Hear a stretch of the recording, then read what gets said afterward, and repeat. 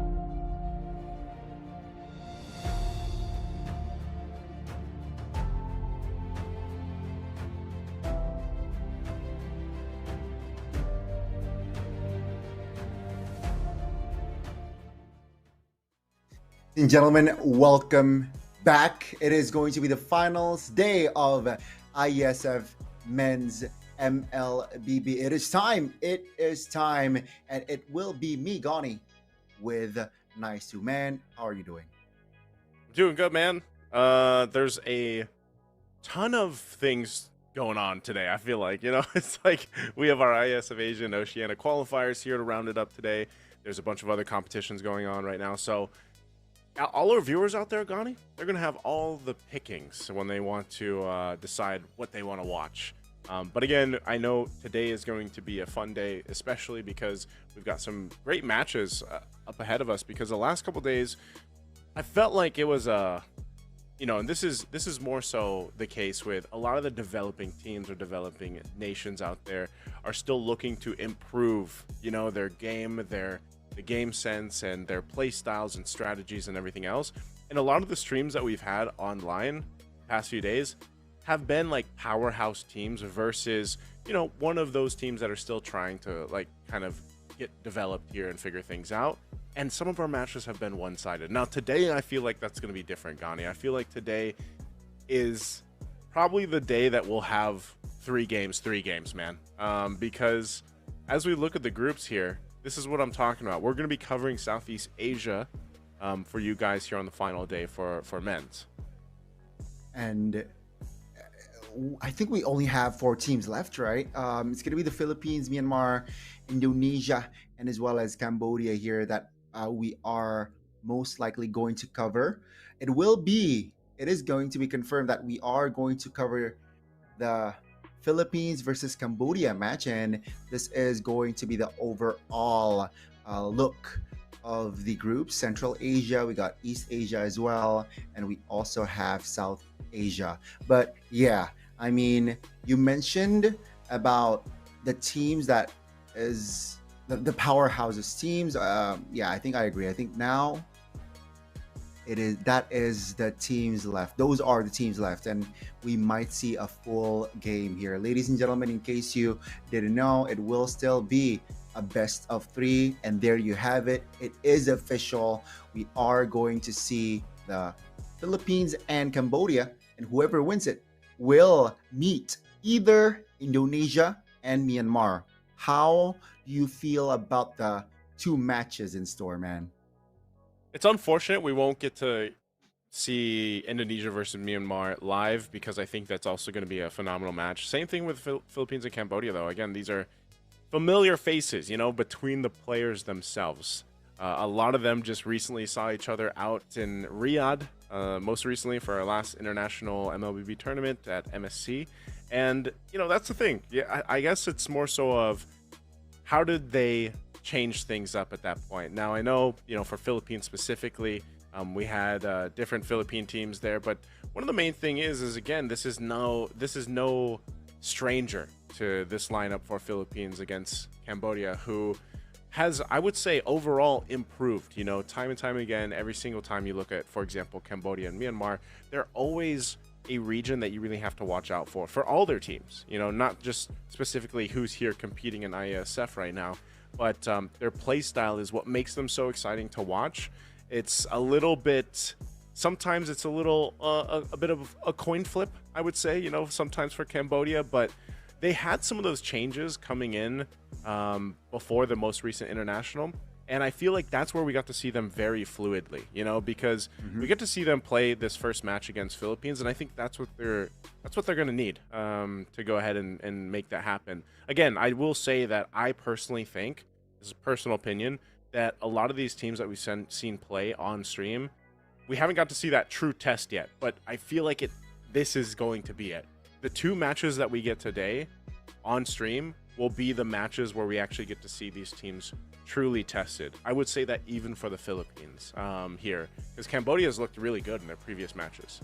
Yeah, I think spot on there. I think I do agree with the improvements from both Cambodia and Myanmar, right? As we all know, Indonesia, Philippines, Malaysia, they are still the favorites in Southeast Asia, but you can't count Cambodia and Myanmar out, especially in this current patch. I believe the coin flip gameplay, game plan, whatever, do they prepare for it or not? But I think it supplements their game style, right? Just a flip coin. They like to take risks, bold movements, bold maneuvers, and perhaps against Philippines. Are you heads or tails, Gani? I like heads, man. I like heads. What about like you? heads? You going heads? What about you? I like heads, man. I like can't tails, lie. man. I like tails. Okay. I'm a tails guy. I'm a tails guy. Okay. Okay. I'm a So- heads guy. I'm a heads guy. Hey, no worries, man. But yeah, Philippines again, stronger team, stronger opponent on paper, but we gotta remind you guys that if they do get overzealous, remember it's just the best of 3, right? Okay, if you lose out one game, maybe you can bounce back, maybe you can recover, but if you lose another, that's GG, man. Yeah, the best of 3 format, of course, is a little, it's a little precarious for some teams because I feel like there are specific teams that play better in a best of 5 or even the best of 7 if they really have that opportunity. Both these teams are familiar with these, more of the, I guess, like high stakes in a way, because best of 3, you only really have, such a small amount of time to be able to adjust from game to game. And if we think about it right now, currently Ghani, with a lot of the teams that we've seen play, the strategies that have come through, they've been rather quick games. I'm not 100% sure what our specific average game time is here for Iesf, but it's got to be under it's got to be around the 15 or under mark. We've had some really quick games, even a 7-minute game from Indonesia that we saw like on day 2, I think it was. We also had another quick one where it was around, I think, the 8.5-minute mark, which was yesterday. We were casting that, and that was Cambodia. So it's like, you have these really quick games. In general, a lot of the games have been ending off of those first Lord pushes even, or perhaps the second one, just because of how much of a lead that our on-stream games have, the teams that have won it have been able to get. So I think this basically tells us, like, what can we expect with, in this case, where it's Philippines and Cambodia, who both can play that style, but if they have to roll it back a little bit and just go ahead and make it a slower game, they're capable of doing that too. I would also kind of throw it out there when we do eventually get to the draft for this matchup for Philippines and Cambodia, is I feel like both these teams would even pick up the Angela here. Now, we saw the Angela a couple days ago. We saw how devastating it was with the Baksha. And so that is a hero of contest, I feel like, for both the teams here. Yeah, I think when you mentioned the Angela, or at least when you mentioned the Baksha here, it is definitely still a priority. But let's welcome the official team lineup. Angel, Saison, we got Urigo, we got Requitiano, and we got Canon. Dude, how did I do? Better than me. How did I do? You do that. You do it better than me, man. I can't even roll my R's. So I say Requitiano. Requitiano, but yeah, I hope I did it justice. But on the other side, we got to also mention. We gotta mention the power from Cambodia, man. Against the 5 teams that will be deployed from the Philippines. Again, they are still stronger on paper. But what do you think Cambodia can bring to the table, man? Well, Cambodia, again, is consisted of Opie, Detective, Singh, Wadu, and Boxy. Again, the boys that are also known as CFU Gaming. And, I think what we can expect is just to play their game. Their game is really fast-paced. They like to go ahead, end games quickly, like we saw in the previous days, but also just draft in a way that allows them to go ahead and play around the mid lane trio, which we talk about so much. Detective especially is really good at just being able to maintain his own presence in the jungle. And then even so, like the fact that Boxy came back in for this lineup of even CFU Gaming back in the recent international, he was back in for that, because he wasn't playing in, if I remember right, it was M6. But him coming back into this lineup and then allowing things to be this way and this roster here seems like they found a really good synergy. It seems very smooth. Like the way that they play, the way that they rotate around the map is really where the highlight is. And even for the Team Philippines, they do the same thing. That's why, again, I'm saying like this is going to be such a good matchup, because it's a caliber match that you see on the biggest stages for Mlbb Esports. And now we get to see it here online for Iesf Asian on Oceania Qualifiers. Now, it would actually be a huge thing if Cambodia defeats the Philippines here too. Because remember, Philippines is their goal is to go off and get another ISF championship if they can, right? Cambodia has been wanting to do that time and time again. They've always gotten close to getting to that qualifier, to moving forward and everything else. And I think they're in a good position to be able to at least take it to the 3 games here against Philippines.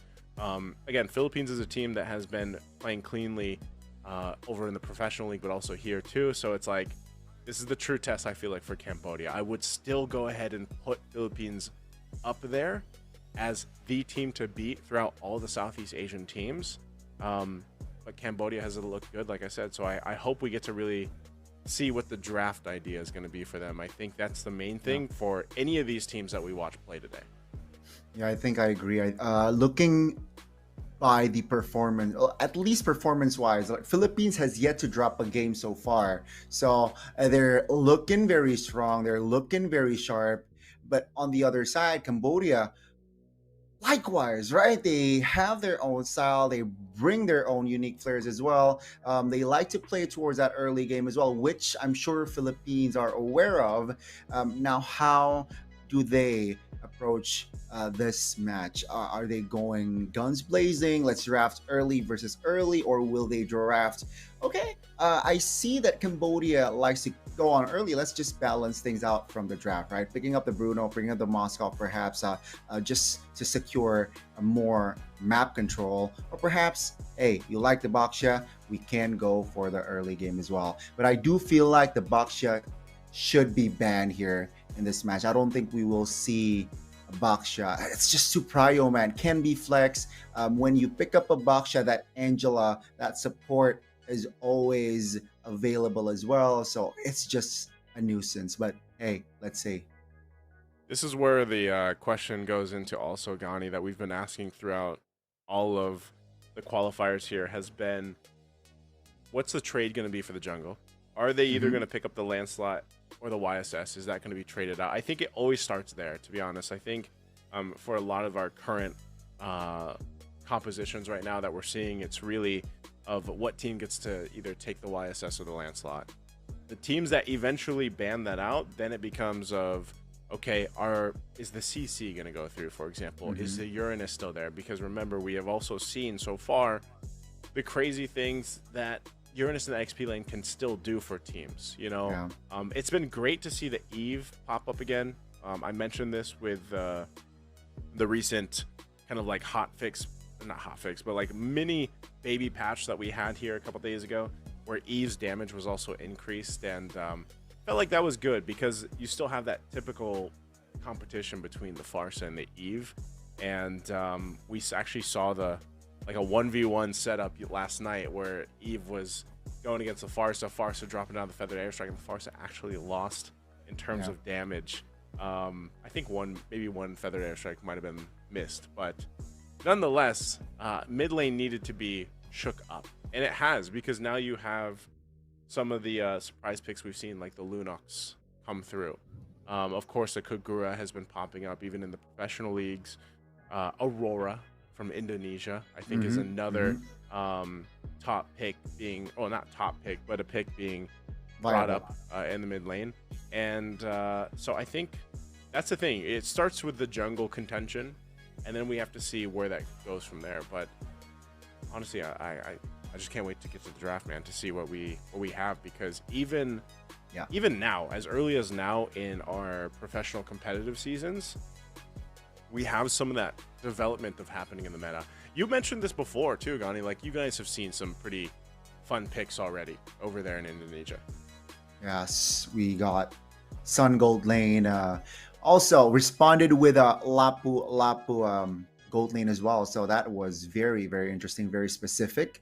Of course, we saw Beloyski with his signature Helkert as well. So yeah, I mean, it was a crazy week 1 for MPLID, but will it show? Will that uniqueness show again today? Especially they're technically in the semifinals here, Naisu. So if we talk about heroes, we saw the Minsithar being picked up. We saw the Kadita alongside the Cho paired in that mid roam as well. That was very, yeah, exactly, the chip. It was so popular like 6-8 months ago. not so popular now, but it seems like some teams or maybe specific situation that chip is proven to be a viable option. Oh, well, here we go. We've theorized quite a bit, Sir. Yes, sir. and it comes down to this. We've seen some good things here for the past few days when it comes to the draft here, so we'll see exactly if what we've been talking about, especially the jungles, the jungle trades or the XP trades happens here. Interesting too, you know, one of the teams that always gets targeted banned for the Fanny is the Philippines here. So that that Fanny will be banned out. I could see even a CC being banned. There goes the Kalea. I expect a 1-1 still too. 1-1's probably going to be taken out. It's been funny because a couple times the 1-1 slipped through Gani, but teams didn't choose to play it. So, you know, that, I guess, I don't know how OP 1-1 really is if some teams just don't want to pick it up. But here goes the Lancelot too. So this might be the opener for the YSS, man. YSS still on the board. Baksha is also still on the board here. But Cambodia, seems like their approach for their first two bans is just going to be the assassins, right? They do not want to give room towards, they just want to limit the junglers. And it seems like Philippines now, they're taking their time here on what the last ban is going to be. Zushin comes to mind here. Sometimes banned out. You mentioned the 1-1 as well.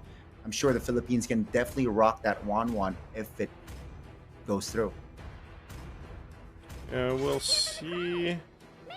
All right, it's gonna be CC. I was gonna say either the CC or the Jushin. 1-1 might slip through actually with this, depending on what Cambodia wants to do here. The Uranus could be open. Basically, there's just going to be a lot of good choices here, Gani. That's the main thing. And I think Philippines was doing this to go ahead and trade to get the YSS, though. So if Cambodia doesn't ban it out, I almost expect them to take that first pick. But they would end up trading that for potentially even the Farsa to go to Cambodia and then, you know, anything like the Phoveus or what have you here. So that's why these last couple bans are taking a little bit longer. Because at this point, the teams are also, and their coaches are like, okay, we're going to most likely trade this for to trade this, you know. So Cambodia will go for the Jushin. So do we see the YSS, or if they don't take it here and they take something else, then they're basically, Philippines is basically saying we have the answer for the YSS. I think they're taking a risk here, right? The YSS is definitely open, but they do have a trade with the Baksha. Keep in mind that is somewhat a favorable trade because you can get the Angela, which just supplements Baksha your Angela, rotation. Baksha Angela again. So now they're asking a question here towards the Philippines. What are you going to prioritize, or will you prioritize neither? Will they pick up like the Phoveus, or perhaps will they pick up a mid laner, perhaps? Taking the time here, Philippines. They are gonna go Baksha. Alright, so they do go with the Baksha. This is what you were mentioning, Gani. So it is a safe. At this point too, it's safe because you also get to go ahead and deal with, well, because of his passive, like you get to go ahead and deal with some of that sustainability that some lineups are built around right now. But also just the rotational speed that he gets because he can move around the map quick enough. So I don't know if Cambodia wants to. I don't know if Angela will be picked up or prioed by Philippines in the first phase, but it's definitely going to be a consideration here for Cambodia at this point. They could take. They'll take the YSS. That's right, the YSS being open. They'll take that. Now, do they go Phoveus or they lock in the XP laner now? They might lock in the. Oh, okay. Okay, they want to lock in a hero that can rotate fast with the wings by wings, has burst power as well. It's a risk though, right? Whenever you see a Farsa, it's just an easy target for either the EXP, even the Baksha from certain angles. Now the Philippines, will they flex that Baksha? Will they flex that Baksha towards Rome? Like seeing Farsa, it's just an easy assassin pick. Or do they want to go for the comfort route? You know what? Let's not take risks. Let's go for a Baksha jungler. That's the way I see Philippines could do. But yeah, if they do want to go for the natural counter, the Gatot Kacha is still on the board, which can be a nuisance. All alongside this Selena, they do flex the Baksha. That's interesting. So they are going to put the Baksha elsewhere, which makes sense because with the Selena locking in, Baksha and Selena alone, as Baksha roam, gives you so much information. Like, you're able to go ahead and even capitalize on the information that a Selena is going to provide, to go ahead and either land after the arrows land, or the traps are triggered. Then the Baksha can go ahead and put pressure there too. So, very interesting. This is not a typical like first phase that you normally see though, right? So, yep, that's the play. The Harith is going to be the answer from Cambodia. So they're going to go ahead and probably narrow down maybe one of the gold lane options. It's so weird, Yanni, because like this is one of the rare times again where 1-1 is ignored. It doesn't get banned yet.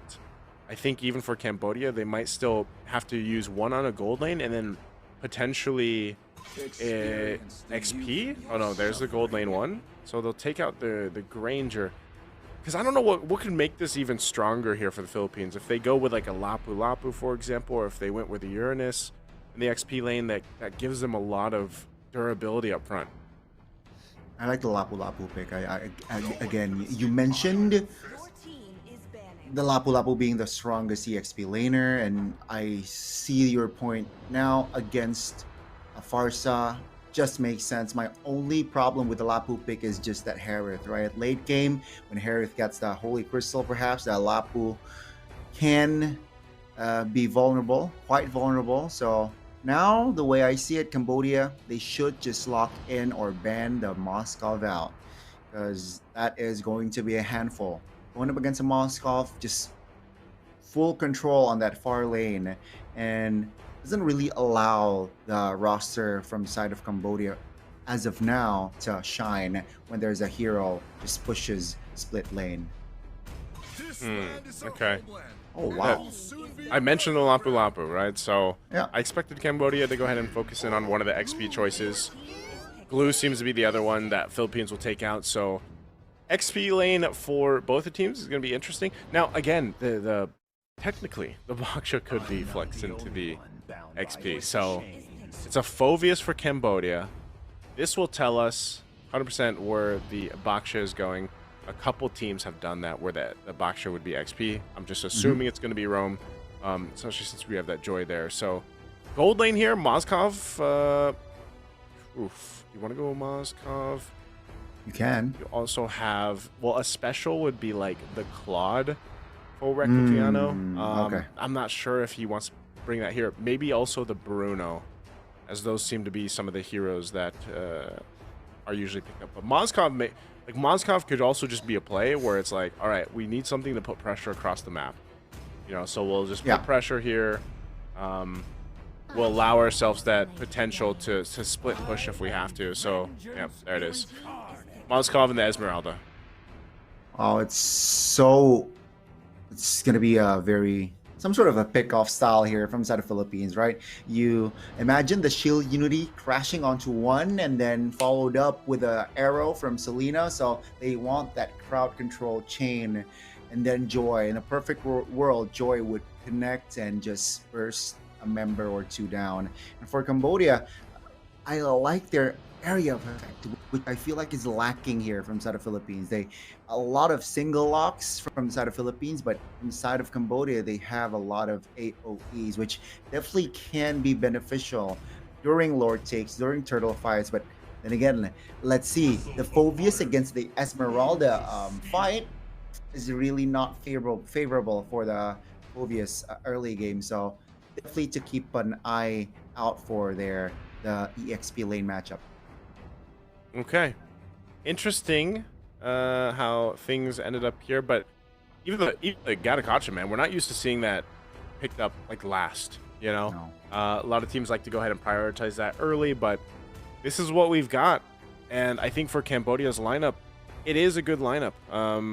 You know, this is something that I feel like has great early game if they can with the YSS and the Farsa, but then they can also get to the late game against Philippines. And I think this is one of those games where we won't see a sub, 14-minute game unless something completely goes wrong. Yeah. For one of the teams here, Gani, because both lineups are solid from early to late game. Usually, Selena's, they fall off if you can't capitalize on the arrows. So let's see how they do.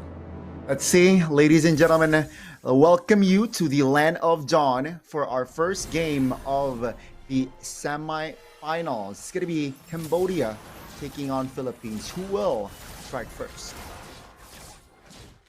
Well, I don't know. With this kind of lineup, man, I honestly think Cambodia has a good pressure to be able to strike first. You can see how much pressure, though, Boxy's doing to Saison here, just on this side of the jungle, so... But yeah, with a Farsa, and a YSS, I think you're really capable of getting that first blood if you can. If they decide to just cool it off, though, and, like, keep things together into the first objective, then, they'll have to just dodge arrows. As long as they dodge those arrows and they win the retry, Cambodia would be fine in the early game. Yeah, again, this is going to be very, very... I guess just critical in the early game here. Both teams now just taking it slow. Boxy, though, quite poked, and that's not good. That's going to be arrow landing. I'll be forced to use that flicker, and Revitalize popped as well. So 2 spells already triggered here by Philippines. Man, he wings by wings, and he went back to the Revitalize, but that's what I was saying. I was like, the main thing is they really have to watch out for the arrows, because that's the... that's always the move. Whoa, mid lane? Mountain Shocker doesn't really help you. That's going to be Detective going down. That was the recovery, the backup from the Philippines. So fast, so swift, but yet so deadly. Okay. As I was going into it, I was saying, that's the main thing. You got to just dodge those arrows. The arrows being the hardest part about this lineup if you're Cambodia, but as I say it, he lands another! Arcangel, so deadly on the Selena. It seems like already early invade from the side of Philippines. No purple buff for Detective. Not a good early game here for the YSS.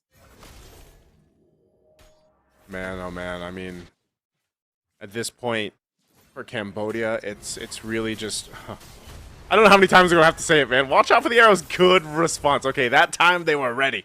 They were ready, Gani. They were, and seems like they want more. Is this too ambitious? Saison pops the rhythm of beats. Oh, OP. No wings by wings. Great punish again from the Philippines. It was a good response to make it there in time. And then, good catch, but still, at least Cambodia's on the board. They were dealing with that too much. It's too bad the kill didn't go over to OP, but that's going to be, nothing too big here. So, Zing, he dashed in, Secret Vision. He should get under the turret. Not enough to damages yet, though, but it's still the pressure right there. Damage testing, and it's like, it's enough, but not enough to be deadly towards Zing just yet. Let's see, though. It's a full reset here, ladies and gentlemen. It's a healthy lead for the side of the Philippines, and yeah, all mainly because of Arcangel on how he is able to just land those arrows again towards the right targets, towards the right time, and in the right timing. This is pretty much a dead lane. I don't think we're going to see too much from the XP with an Esmeralda and Phoveus there. So rest of it is on pressure on the jungle and even down in the mid lane. That's why all the focus has been here, because not only is it because of the arrows, but that's just where you expect this action. Now, if they delay OP, that will have some effect, but ultimately a Farsa is always useful. Like, that's what I always say about Farsa. As long as you have a Farsa, like, your damage profile is always going to be pretty good with a Feathered Airstrike. If they can contest this turtle, it'll be great. Oh! Boxy, very low AOG will connect. That's going to be... Oh, Detective popping here. In trouble. Will not be able to get away. That's going to be Boxy again going down. Oppie very low as Canon finds the flicker play. And that's just the members. Just more members falling. Arcangel will not survive as Zing finds the connection. But Canon again against the Phobius under the turret. He does not care, as it is against just the Philippines finding the right trades.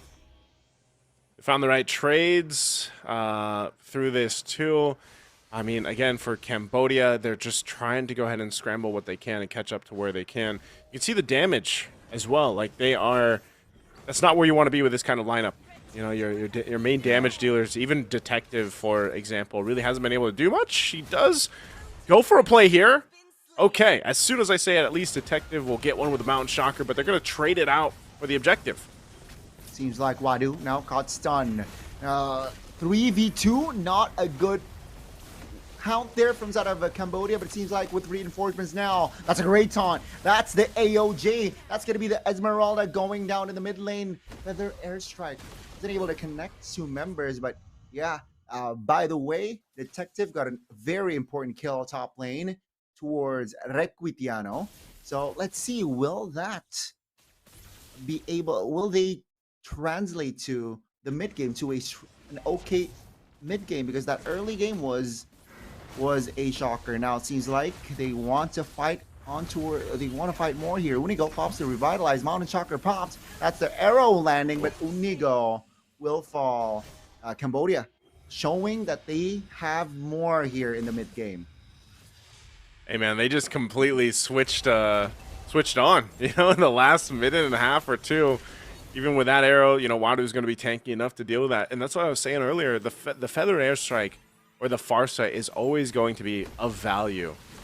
It took them some time to go ahead and get to this point, though, but especially for Zing, as he's been able to go ahead and farm up, this is going to be a different mid game that you see here. Now, they did lose, you know, the 2 turtles. That's going to be nothing too crazy out of hands. What Cambodia wants to do now is start to use this power spike in the mid game to start pushing down some of the turrets. Like, if they can go ahead and grab the tier 1s in the mid and top, that's going to be great for them in leading into that 3rd turtle, you know, the last one of the game here. But this has been the focus of the whole game, mid lane. That's going to be the crowd control chain in the mid lane. Wings by wings, spent from Opie. Mountain Shocker, they want Canon. AOG doesn't land. Canon too fast there. Instead of even waste a spell. Now it's going to be Cannon again, just providing vision, just wasting resources. But Zeng jumps in, looking for an angle, force Arcangel to force his flicker. That's going to be Zeng in the front line, trying to deal damage. Canon flicker is out of danger. That's going to be revitalized, buying enough time. But that's Cambodia just taking the objective in that turtle. So it will not be a perfect one for the Philippines. Yeah, great play again from Cambodia. They fought, they kept it together, they got a kill, they got an objective, they got a turret. Now they might still continue to do this. You're noticing that they're rotating around together. They're securing a line. You know, they're cutting off the side of their jungle. Now they're going to make a play here for the mid. What are this Philippines going to do? Oh, the damage, the burst damage, man, is more than enough to burst Esmeralda down. That's going to be Detective again, finding a kill on towards Unigo. Philippines on the back foot here in the mid game officially. They lost their tier 1 in the mid, and that's not good. More vision, more map control to play around with from Cambodia. This power spike is just too good for Cambodia right now for the lineup that they have.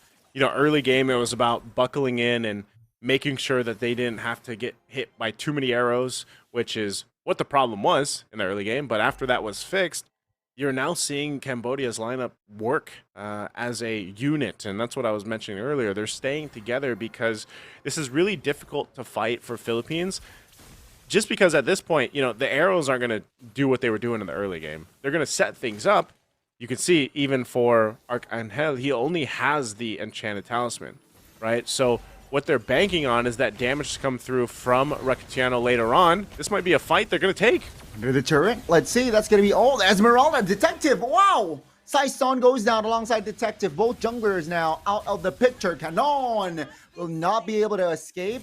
Now Wadu trying to hold on there, very low, revitalized by Unigo, trying to also buy time, but it seems like Requitiano and Arcangel will not be able to support. Great angling again, Cambodia. They know they are very strong on the team fights, and it seems like they're not hesitating. Yeah, it's tough because even when you see that, it's like, it's Philippines knowing we don't have enough damage.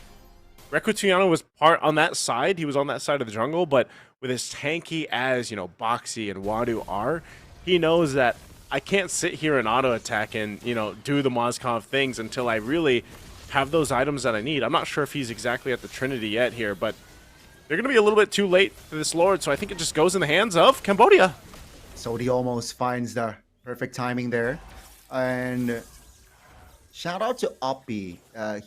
He's able to rotate towards the bottom side to have that far lane control.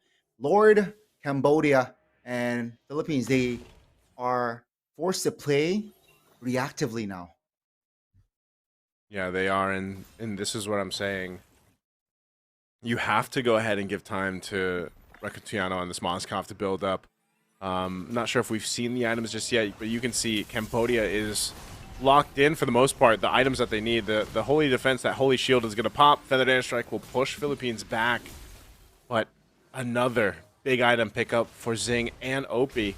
Holy Crystal, now Divine Glaive, so this is that late game power spike now for Cambodia. That's why in the draft I was saying they're covered from start to finish for this. I'm not sure if they still get to push it into the base turret. Gotta be careful. Zeng now finds an angle towards the front. Mountain Shocker doesn't really land.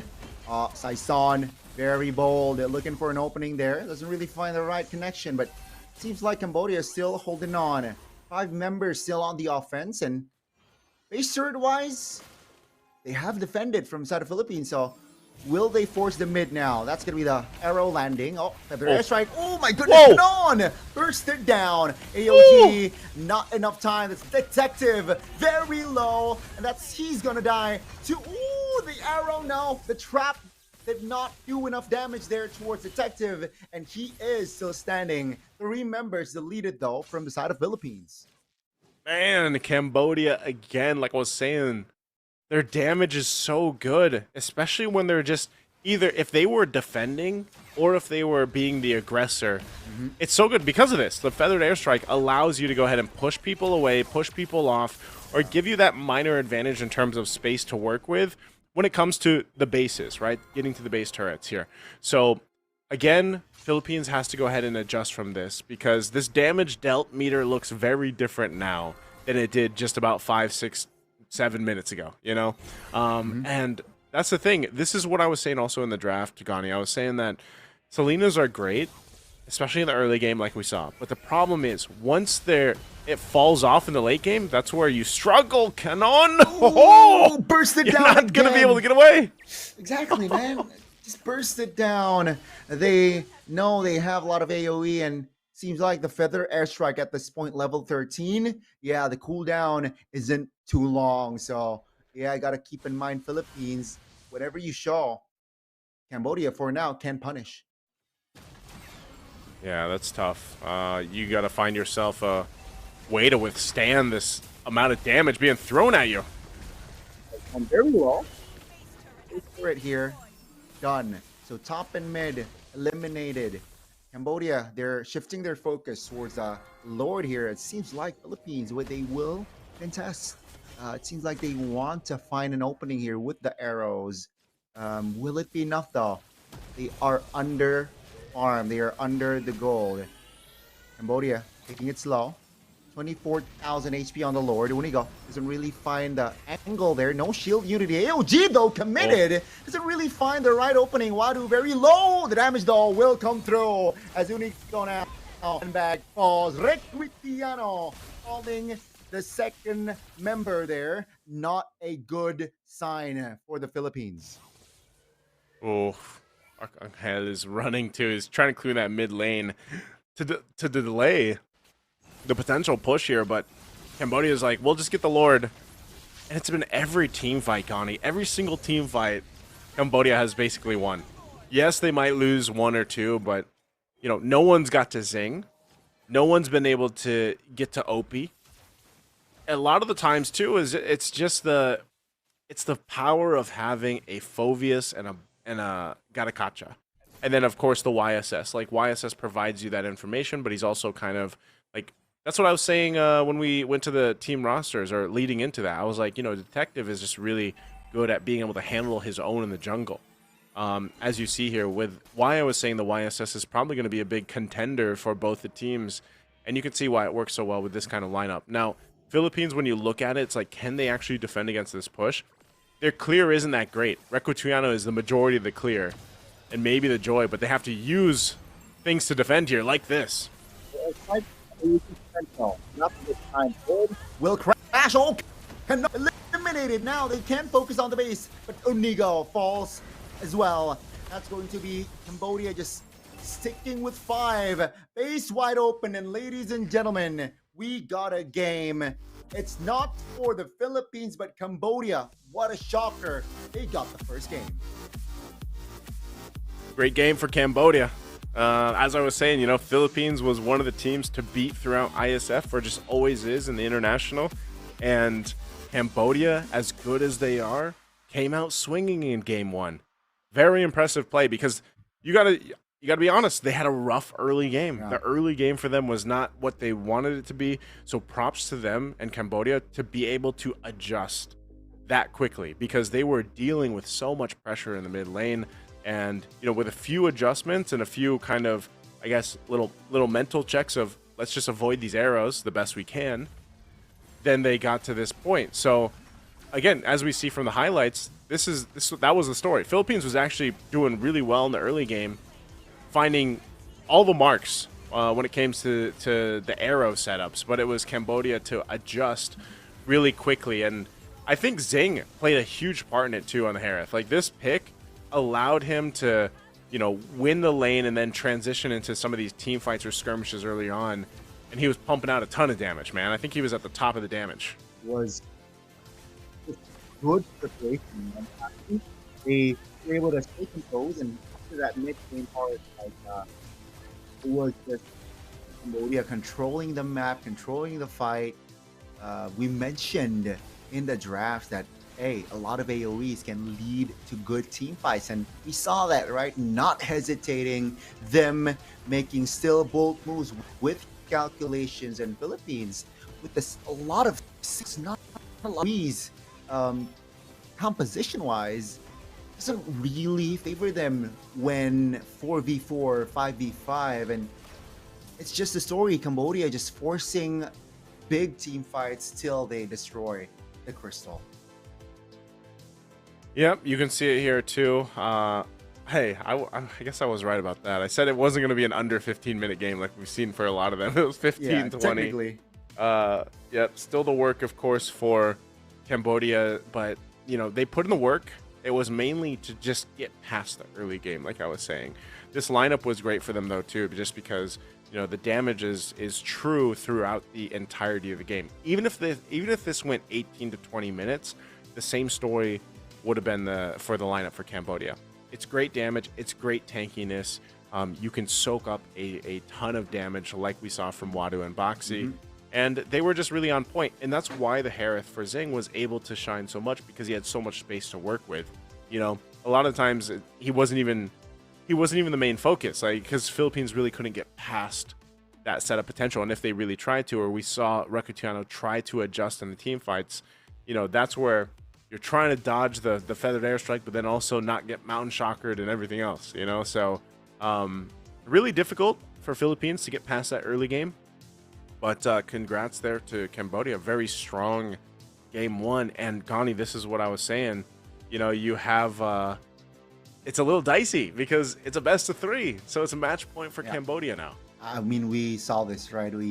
If Philippines went maybe a little bit too ambitious on the draft, a little bit overzealous on the execution, they might drop a game. And ladies and gentlemen, it's official, right? They finally drop a game here in the Iesf Asia qualifiers, and it's up against Cambodia, man. What a showing as well. What a display. I really like their draft. Unfortunately for the side of Philippines, they weren't able to translate that. Okay, early game they were ahead, but they weren't able to translate that towards the mid, where Farsa was able to. You know what? I think the composition, what they're lacking is just the burst power, man. I don't feel like there's enough burst from side of the Philippines. But that was the first game, Naisu. it's not over for the Philippines. I still believe that the Philippines can and will bounce back in the second game. Let's see adjustments coming through, not just from Philippines, also from Cambodia, who's leading. So after the break, we will get to see and witness game 2, and it will still be me and Naisu. Stay tuned. See you right after the break.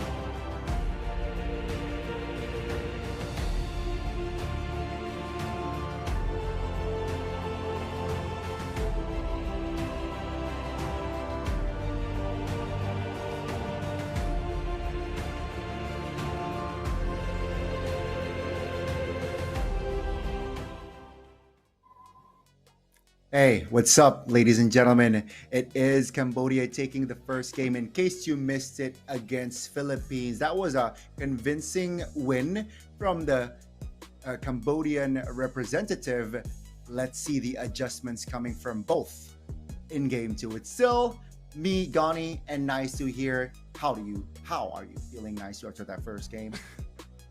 I'm feeling good, man. I thought you were gonna ask them how they're feeling. You know how the audience is feeling out there. Yeah, I don't know. I guess for myself and maybe for a couple of the viewers out there, they'd probably be surprised at how after the early game, yeah, it was very one-sided for Cambodia in that game.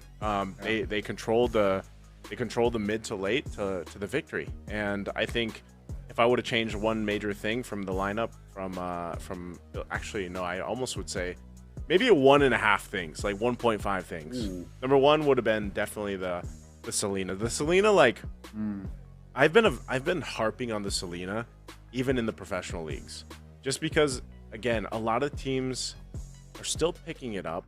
They're not really finding the success that they did in the past with it. It's weird because Selena is such a niche pick that really specific teams like to play, and there's great Selena players. I mean,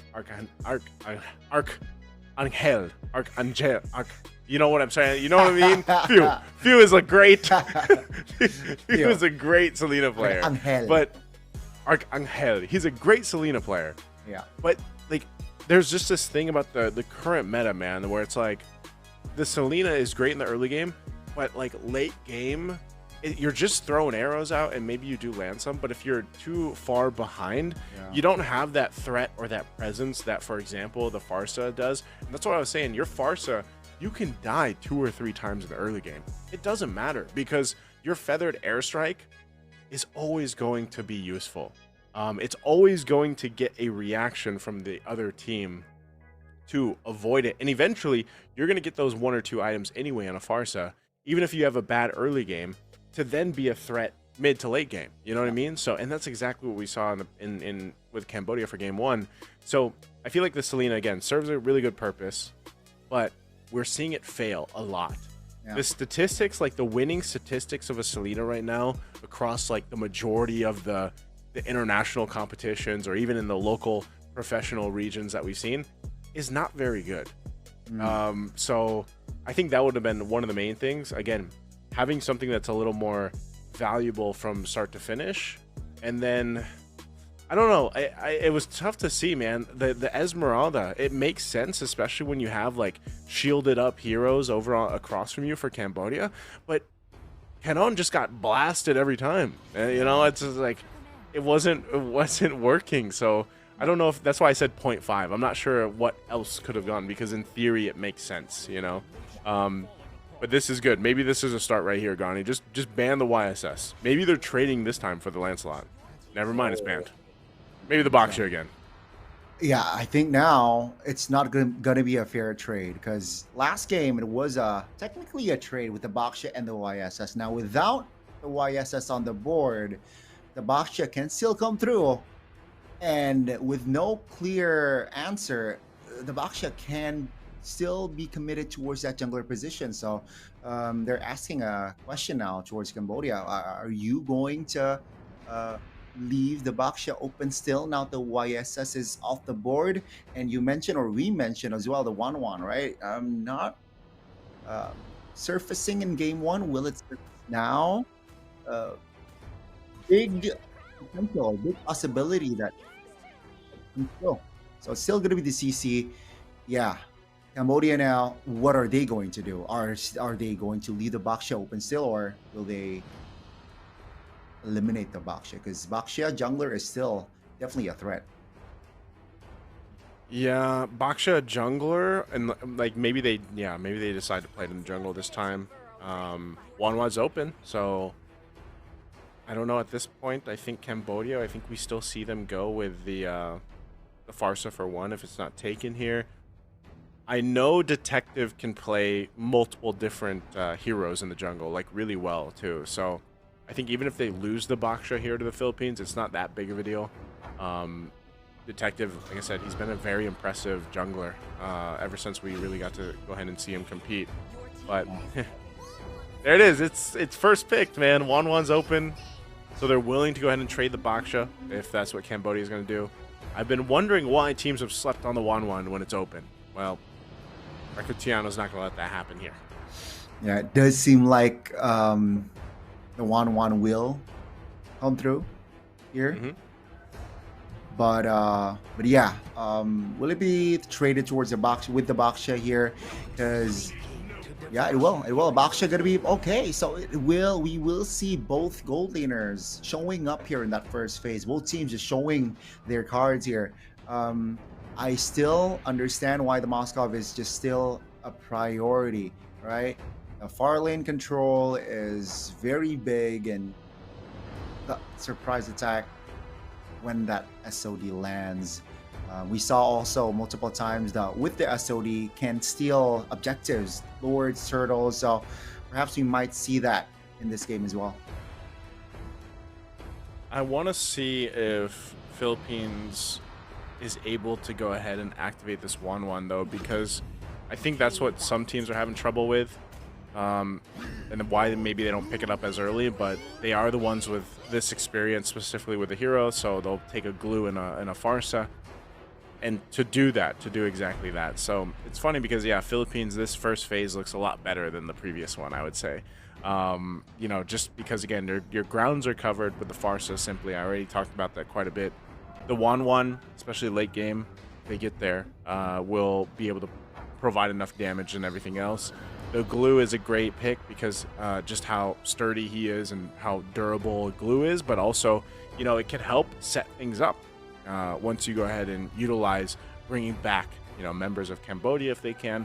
So Cambodia's got to think about this. They might pick up their XP lane here, or they might also go with the mid lane option. But might as well give the Phoveus back to Wadu anyway. He had a phenomenal game in the previous one. So, yeah, XP lane locked in. Looks really good for both teams. And even Cambodia's lineup for this looks solid. I think what's going to really set it apart is what Rome goes. I almost expect Philippines to even ban out the Angela, potentially. Because it'd be way too much if there was an Angela with a Phoveus and a Baksha. Yeah, again, we saw how menacing the combination of Baksha and Angela could do or could be yesterday as well. So yeah, I do expect that Angela will be on the radar, in the radar of Philippines.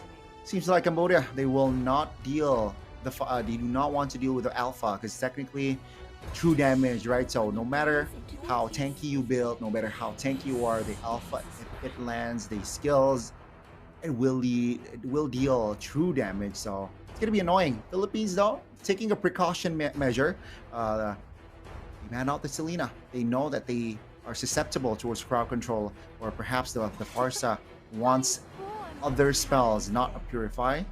So they're taking it away. And the Guinevere jungler, a possibility as well.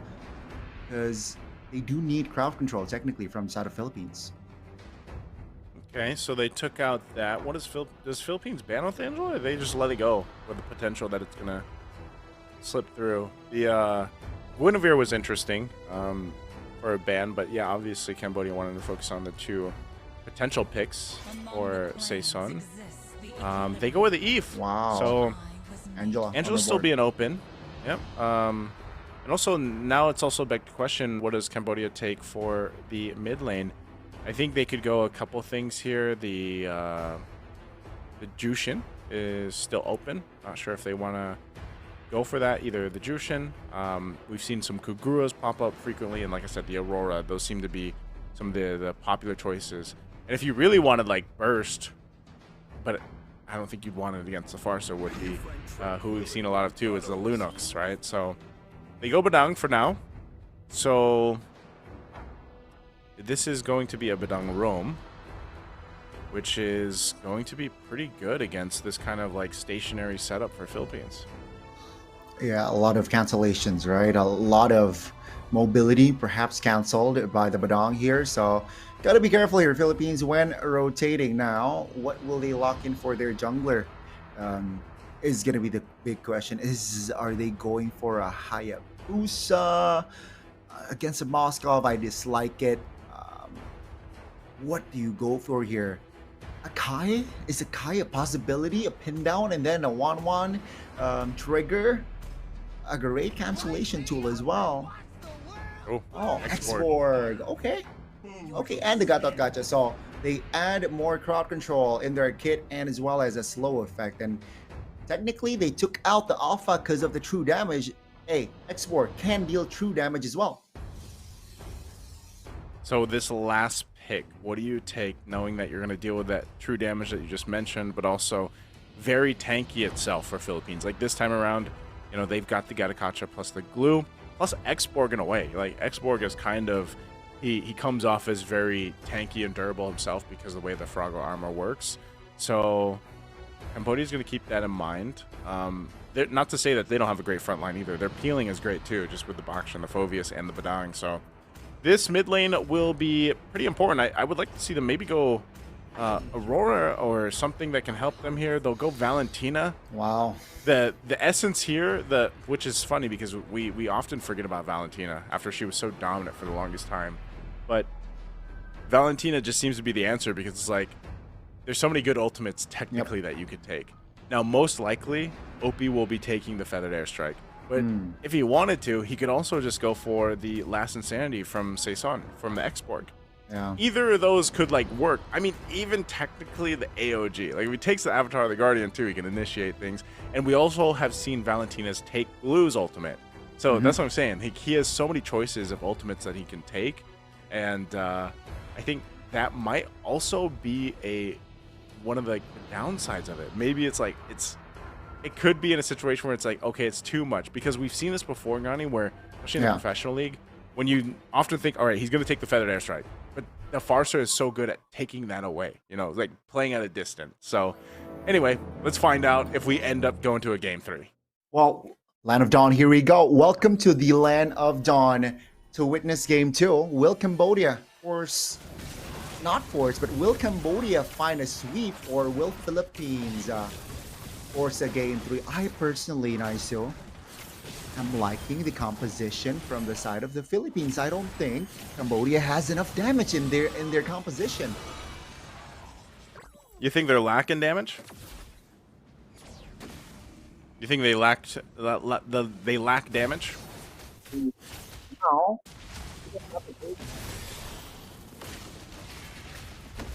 I think here though.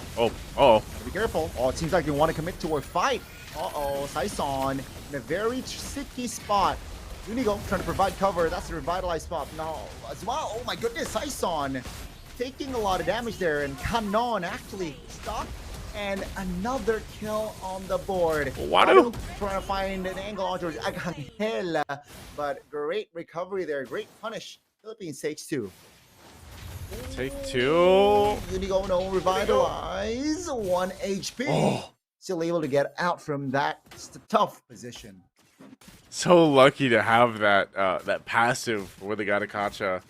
Make sure he didn't go down, but also that was a clutch save from Unigo as well with the Unbreakable. He was able to go ahead and save Arcangel by taunting the right target there. So a good response, but still, even for Cambodia, they got to kill themselves, and that's in the hands of Wadu. So help some of the XP lane. Setting things up. This is going to be an interesting first objective take, though. That turtle, to go ahead and grab that if they can.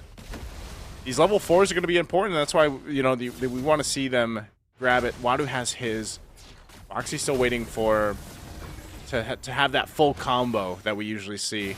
The fist crack, fist break combo from the Badang here. So Philippines will plan this. Whoa, Zing solo kill for Recrutiano. Off-camera solo on a gold lane. So that's a very, very important kill already. 2 minutes in. Now it's a 4v4 still. Let's see, Detective Shield Unity pops, looking for an opening. That's going to be Unigo. Oh, Canon, very low. Oh my goodness, it's another solo kill, top lane. It's a 1-for-1. Now, Detective very low, looking for a kill on towards 1. That's Arcangel though, another off-cam kill. Gani. Wow. Gani, that is lane, so funny. He, like, Recrutiano got that kill. Hold on, bottom lane? Oh, Saison was able to get out. Canon terrified. Wadu will secure that kill. Another kill on the board. Cambodia. What? Okay. What a recovery. What a recovery. I know there was a ton of kills that happened, but what I was going to say, what happened earlier, Recrutiano got the solo kill. Zing came alive, and then he just spear destructioned back to Recrutiano, and that's how he got the kill. Because Recrutiano stayed. Yeah, he stayed that low health. I mean, he must have, like, got a couple of turret hits, or was he that low? I don't know, man, but what I do know is that Cambodia just swung it back in their favor with this lead. It was a great fight around that first turtle. That's why I was saying, I was like, this is going to be a great fight around the first objective. Yeah. Because the way the lineups work for both teams, especially when those level 4s are available, are going to be a very big push and pull between the two. Right now, you can see Boxy trying to set up. He's got the flicker available, so if they want to make a play on Recrutiano, they will be able to put pressure up there. I'm not sure if he's going to follow through this because the rotation is now happening up on top side, so I think Boxy's just going to have to disengage from this. It's going to get spotted out from Unigo. Actually, wait, they don't know yet. No, I don't know. I think they have... Oh my goodness, that's a connection right there on towards the Farsa, but it seems like now Cambodia will collapse more. Oh, another kill on the board here as just Gatot Kacha will be the sacrificial lamb. Now, Cambodia, do they want to be greedy? It seems like no. Requitiano is top lane. Got to deal with that. Oh, okay.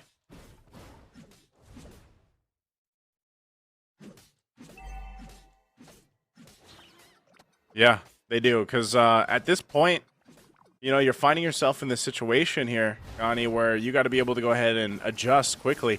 The previous one, you had Philippines adjusting quickly. Or no, Cambodia adjusted really quickly, you know? And so now it's Philippines. After that early game, it's like, all right, where do we get back into this game? Now, it seems to be it's going to be around the turtle, but look at this. I mean, even kind of... Yeah.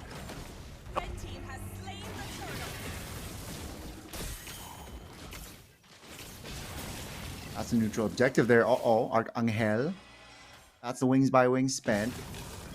But again, this 2 turtles already collected here. Detective just slowly but surely leading.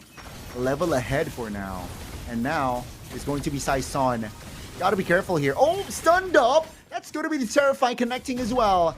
Another airstrike just to zone members, and it will be enough to react the pressure that was built from the side of Cambodia. Nice-u. Slowly but surely here, the Moskov is doing work as well. And with 6 minutes in, and seems like Cambodia is in control. Uh-oh, Zing once more here, top lane. Okay, good pull, good info. Zing is able to sidestep from that AOG, but that's just information for the side of Cambodia. Hey, they do not have the avatar of the Guardian. Now, SOD, finding Canon. That's a great. All right, we back. By the Philippines. Now, Oppie will deal damage. Mid will be controlled by their EXPs respectively. Slowly but surely, Cambodia applying more pressure towards the top. Seems like they Can you hear me? Find the turret. Yes, sir, Mr. Nice-u, sir. It's just Zing here, Nice-u. Collecting the inner turret top lane. Nothing Philippines can do to answer that. Yeah, they can't. I apologize. We're having... And so my power flickered for a second. No worries, bro. It's a match again for Cambodia. I've been able to go ahead and see this, and now they're looking to make a play on the objectives here. And that's the thing when you think about what Philippines can do. It's really playing into the Wan, man. You got to be able to get that crossbow of Tang off. I think that's going to be a big part of it. Another thing is the Farsa. Like Farsa should be able to set up the damage, but this is what we're seeing. The objective control from Cambodia's lineup is so good right now. Look at the zoning potential they're able to do while Detective just grabs his turtle. Oh, that's the winner crown already popped. Wadu trying to survive more. Oh, Canon stunned up. Now, Saison trying to deal damage. Will it be enough as Arcangel will be eliminated first? Now, Oppie will be the trade by Saison. Now, Boxy and Zing will take care of Canon top side. That's still a 2-for-1 in favor of the Cambodians. Yeah, 2-for-1 trade, but 3-for-3 turtles for Cambodia. So they are locked in. It looks like we're going to go with a pause here. I'm not sure. Maybe it's the Philippines because they might be experiencing the same weather thing here. Fun fact. Fun fact. Just started raining. So as you I know, man. Storm, it's been a whole week. Storm, it started raining. Nice-u, man. It's scary. But yeah, Manila, Jakarta, we got that connection. Seems like we got the weather sync up, man. Man. But yeah, it's funny because you mentioned storm and then suddenly I hear rain, man. Yeah. Wow. It's been all week. Likewise. So same. Likewise. Props to the players out there going through it too. I hope everybody stays dry. But yeah, this game for Cambodia is, I don't know. I don't want to say it's completely in their hands right now and that they're going to sweep the Philippines, but it's looking a little spicy, and it's mainly because that kind of like time limit on this lineup for Cambodia is going to show later on if, for example, Philippines can get their carries to where they need to be. That is specifically the Wan and the Farsa. Farsa, for the most part, again, you'll get a couple items, you'll be pretty good. But the Wan is in. This is what I was saying. Maybe in the draft, why some of the teams, even when the Wan was open, they kind of hesitated to take it because currently it's in this situation with the meta where it's a little bit difficult, you know, to make sure it gets going the way that it needs to be. And that's why sometimes even we see some of those gold laners really struggle. I mean, if you think about the matches we've watched so far throughout the Asian Oceania qualifiers, a lot of the teams that would win very quickly, they bullied the opposing gold laner like 2 or 3 times, and then they were fine, you know? Yeah. But in this case, it's more so of this 1-1 just needs a good amount of time to get to fighting, a fighting presence, if you will. And also the tankier members like Canon and Unigo need to get tanky enough to withstand that kind of burst damage that we're seeing right now from Cambodia. Cambodia is also just playing really, really well. That's the other thing. Yeah. They're very synced, and that's what I was saying when we saw their team roster was these guys look like one of the best versions of Cambodia's lineups that we've seen in a while. Seems like they are in sync, and I like how they just are able to keep their distance as well, technically, right? With a lot of AoEs from inside of Philippines, it's yeah, they gotta calculate now. They want the mid. Is this the right call? Oh, good stun on towards Unigo. Saison now will not force the last insanity. Feather airstrike will be popped though. That's gonna be Detective going in. Purify popped. Cool. Now Requitiano joining in. Oh, that's not good. The SOD nearly lands, but that's gonna be 1 kill on the board for Philippines. Now the fight that the Philippines want seems like they do not got it as Arcangel and Saison eliminated. I mentioned that they lack damage, but boy, this Valentina Oppi proved me wrong. Dude, Opie took the last insanity and put enough pressure on the back line to clean up the kill there. It's just so good from Cambodia. The way that they're playing this, I know that Spirit Destruction didn't land, but even when Requitiano saw like the fight was breaking out, they responded to him so well. And you know, that's one of the things about 1-1. She's pretty squishy. So he had no other option to do anything about that. So this fight for the Lord, it should just go in the hands of Cambodia. That the Retry's there, Detective will get it. And that's the other thing. When that fight broke out, Detective has been on point whenever that feathered airstrike is dropped down. You know, Detective goes and he'll go ahead and shield Unity right towards Arcangel, and he has to stop it prematurely a lot of the times. Yeah, it's just tough now because Philippines, I think their main play now is just banking on a good crossbow attack from Requitiano, which personally we have not seen in this game, unfortunately. Yeah, the chains, the connection, not really evident now. Let's see though. With the Lord marching top, Cambodia will have more control towards the bottom side of the map here as they want to take they want to trigger as many passives from the base turret as much as possible. Oh, take a look at the damage there. Oh, 1 HP. Requitiano, last insanity from Oppi will deal a lot of damage. Wow. And Cambodia now jumping in. Great pull from the glue to pull Detective back. It's a 1-for-1, but it seems like it will be the turrets now taken care of. Base turrets left standing. Cambodia triggering the passive in the mid. Seems like top will naturally be triggered. The Philippines, they have defended quite well here in this first Lord push. Yeah, they defended what they could. Again, they're clear and everything else is going to be pretty solid. You can see the Wishing Lantern picked up now by Arcangel. That might help with some of these tankier members, like I was saying, from Cambodia. But, I mean, look at this. 2,500 gold ahead for Zing right now in the Moskov against Requitiano. And that's the hard part. Really, we haven't been able to see him much of the crossbow of Tang just yet, you know, provide enough of that value. Now, he does have 3 of the major items here. Maybe a Wind of Nature will really help Requitiano choose these windows of opportunity, because you can see the damage dealt to. That's amazing that Opie has been able to go ahead and juggle between taking the Feathered Airstrike and taking the Last Insanity and utilizing them really well in these team fights here.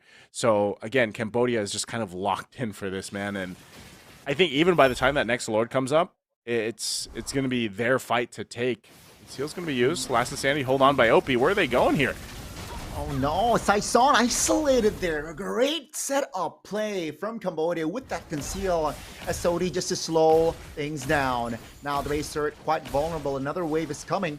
Arcangel spent Feather Airstrike, so that's a green light. Last Insanity, my goodness, towards Arcangel. That will be it. Ladies and gentlemen, Canon, Requitiano, and as well as Unigo will not be able to hold on.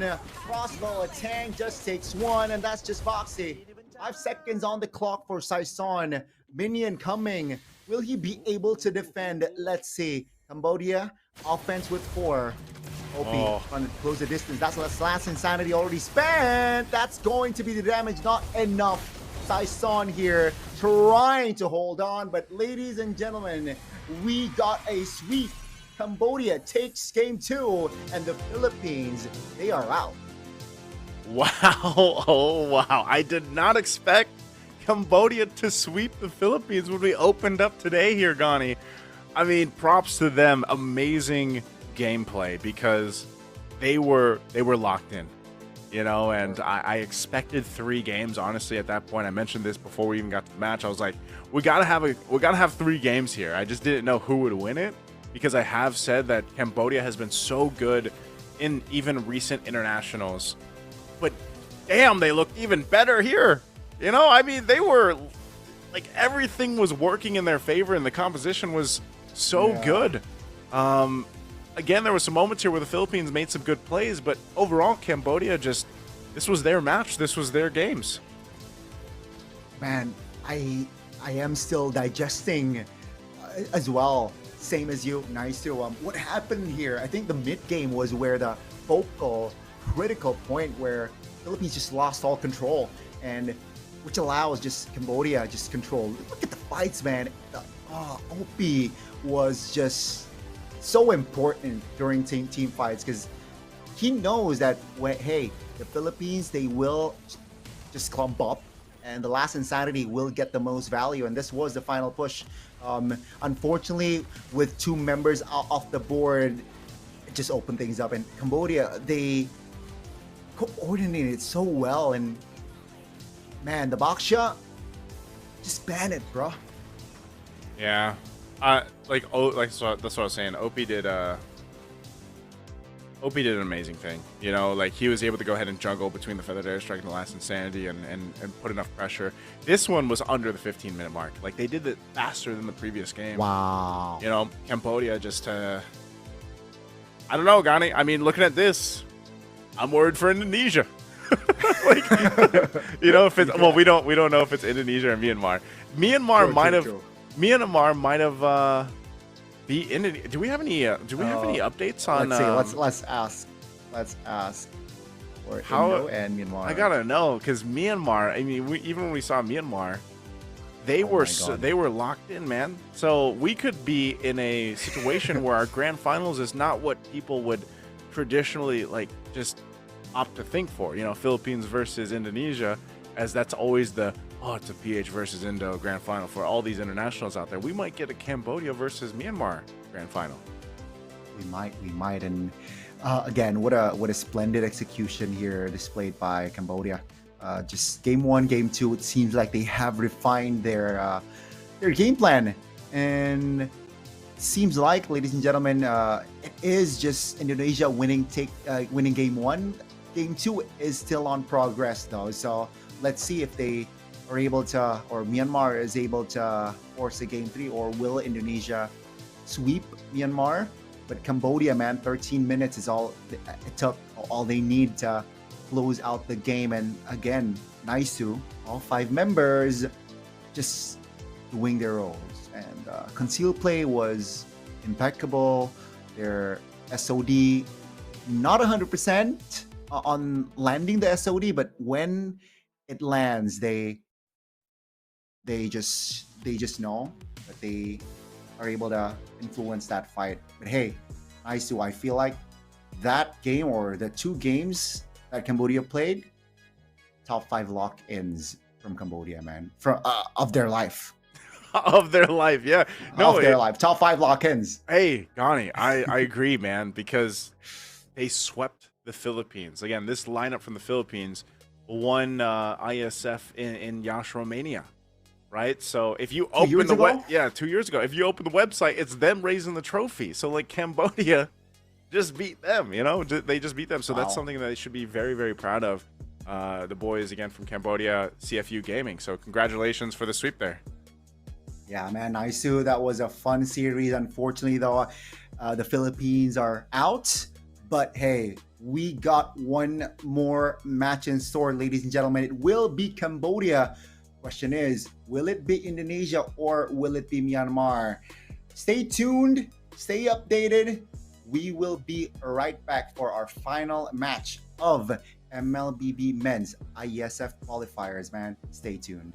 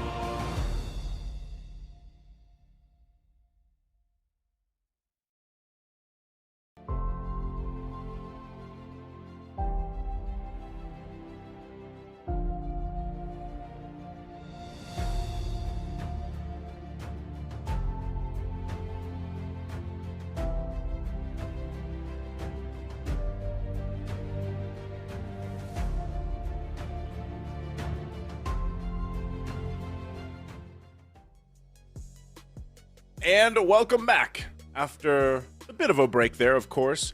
I hope you guys had a chance to go ahead and rehydrate, get your meals in, get coffee, hopefully something, because right now we are about to go into the grand finals here for the Southeast Asia anyway, here for the Asia and Oceania qualifier. Once again, it's me, Nice, joined here with Gani to bring you the final match for our streams here for the men's matches of MLBB.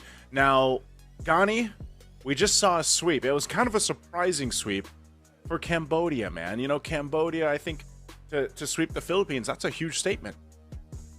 I think that was a very big statement, and it was not. I don't think the Philippines got a lot of chances to turn things around both games, nicely. So again, it was a convincing win, both games from Cambodia. But yeah, ladies and gentlemen, it will be official that it will be Cambodia taking on Indonesia. In case you missed it, Indonesia won 2-0, I believe, up against Myanmar earlier. So, yeah, Myanmar and Philippines will not advance to the last match of the qualifiers here. And Cambodia, Indonesia, Cambodia. I'm a little bit nervous here now, Isu, after seeing what Cambodia did to the Philippines, because the way I see it, their drafts was great, but their execution was even better. Yeah, it's kind of, again, it was, for me personally, I know Cambodia was locked in, you know, from even the previous appearances in international tournaments like MSC and everything. But we will, though, take a look at the roster here, as it will be Oppi, Detective Zing, Wadu, and Boxy. So no changes, right, from the side of Cambodia. Any thoughts, perhaps? Of course. Yeah, yeah, I know. Especially after their convincing win, I think again they were able just to translate their drafts to their gameplay. And for Indonesia, it's going to be Aran, Widi, Kabuki, Joe, and Yeheskiel, Mr. Wiseman in that mid lane. A very strong, clean tournament so far. They're up to a couple, no, just a game from Indonesia, and it seems like after that they were able to just stay sharp, stay clean, and we will get to see them in action live in this match after winning the game a 2-0 clean off camera or off live as well here, nice too. And yeah, we will get to see both teams going at it. And let's see here, Indonesia, Cambodia. I want to see what to expect. And draft-wise, I think it's going to be similar. Baxia is still going to be their main priority. Yisun Shin, Lancelot, perhaps we might see them getting banned. Same as game 2. We're both fighting the weather here, man. My biggest opponent right now is also the weather. I can hear it's raining over for you too, but yeah, again, with this matchup, Gani, I think that's the main thing, is just Cambodia looked really good. I would have traditionally said, like, this would have been a Philippines versus Indonesia grand final, like, off the bat, because that's what a lot of people think. But in this case, it's different. I honestly think even Myanmar, I know that was a sweep for Indonesia. I really wish I got to see, like, the games themselves, but Myanmar too has been looking really good in their recent matches that we've had here. But, you know, now I think Indonesia is the team to beat. They're the powerhouse. They're the other powerhouse of MLBB that a lot of people are familiar with. And, you know, with that roster being well-versed and well-practiced together, again, you know, they had Kabuki come in and everything else, but still, it's the TLPH guys, and they have a ton of experience. Now, for Cambodia, like I said, they've always been on this path or this road, Gani, to, like, get these titles, get these, you know, if the international ones especially, and then this would be a great place for them to do that here for ISF, the qualifiers, and then hopefully move on forward and, maybe get a chance at that. But what we are seeing is just, again, a really, really good Cambodia lineup that I've seen Cambodia play so many times, Gani, that I feel like, again, I can stand by and say, like, this is the best version of Cambodia that we've seen. Again, they're familiar names, and especially when Boxy came back into the Rome, I think that made things just click really well for them. So we'll see what the plan is for the draft here. But Indonesia will be on that blue side. We got Cambodia on the red. So we know the priority for Indonesia is going to be what we're looking at first. With the Lancelot ban, they're playing into that, what we talked about in the previous matchup, where it's like, do they leave the YSS open? Because I think that's a common problem right now. I think teams that get the YSS have like this little bit of an advantage, honestly, when it comes to like how to build around that YSS. Because, and what I mean by that is, some teams, when they have the YSS, they choose to go a little bit of a untraditional composition, which is the fighter gold lanes, or those like the CCs, the rubies, the Minsatars that we've seen thrown in the gold lane when you have a YSS. But it also allows you to be a little dynamic even with your mid lane choices. We've seen YSS Kimmy, for example, work really well. Or they go with the Farsa, or they go with the Jushin, or they go with something that's left open to complement that YSS. And so I think that's why teams are so competitive for that Yi Sun-shin, and why he probably needs to go ahead and get a little bit of a nerf eventually. Oh, let's see, will that nerf come through? But it will be Indonesia banning out both assassins here. Technically an assassin with the YSS and the Lancelot. So I feel like they are really prioritizing that Baksha pickup. And let's see here what will be the response. Because technically, 1-1 is still open as well. Not too well earlier on when Requitiano was on that 1-1. But let's see, Cambodia is facing a similar situation now. It seems like they are, and they will take their time here for that last bench, discussing, just preparing on the trade. It seems like they will lock in finally. Oh, they're taking their time here. 2 down to the last second, and it seems like they value the Baksha. They know, they understand that, hey, Indonesia, they're looking for that Baksha. Is this a CC? CC. Oh, 1-1 is still the viable option here, or the viable choice for Indonesia. Wow. Okay, so they go the 1-1. Philippines did this in the previous series, game 2. Yep. Did not work out. Recutiano, nope. Marco was not able to do it. So this will be interesting to see how they decide to go ahead and use the 1-1 here. Because, again, I was saying this throughout the match. I was like, you need something to make this work well. Like, yes, 1-1 is highly contested. It's it's banned plenty of times. But I think still with the current meta, like, you need a certain amount of composition that's going to help make it such a threat, right? Because right now, too, I think we might just see that matchup again where the Moskov is taken for Zing, or maybe even the Harith, because he had a hell of a Harith game earlier on. But Cambodia, their answer for now is the Farsa and the Arlot, because those are 2 tools already that can help stop this 1-1 just alone, like those 2 picks alone really help. Yeah, I think it's a great pick. 2 picks, great 2 picks, right? Very strong anchor in that mid lane. That Farsa, Arlit, as we all know, can also just give you crowd control, allows you to enable to be that front line, and also looking for weird angles. But Indonesia, quite unique. Well, I don't want to say unique, but quite bold here with their choices. Yeah. Phobius and as well as Kagura picked up here already from the side of Indonesia. So I like that matchup. Kagura going up against the Farsa. The burst threat is definitely there. But I do have a concern. If this Kagura fell behind early, it's going to be tough for Indonesia to rely on Yeheskel to perhaps turn things around. Last pick for Cambodia, it will be the Moskov here, just for that full far lane control. And Moskov is also just a nasty, nasty marksman. SOD. And what I really like, what I really don't like going up against Moscow is he can rock with a couple of a couple of spells, Yeah. right? So Purify definitely. So let's see I if think Cambodia. Mhm.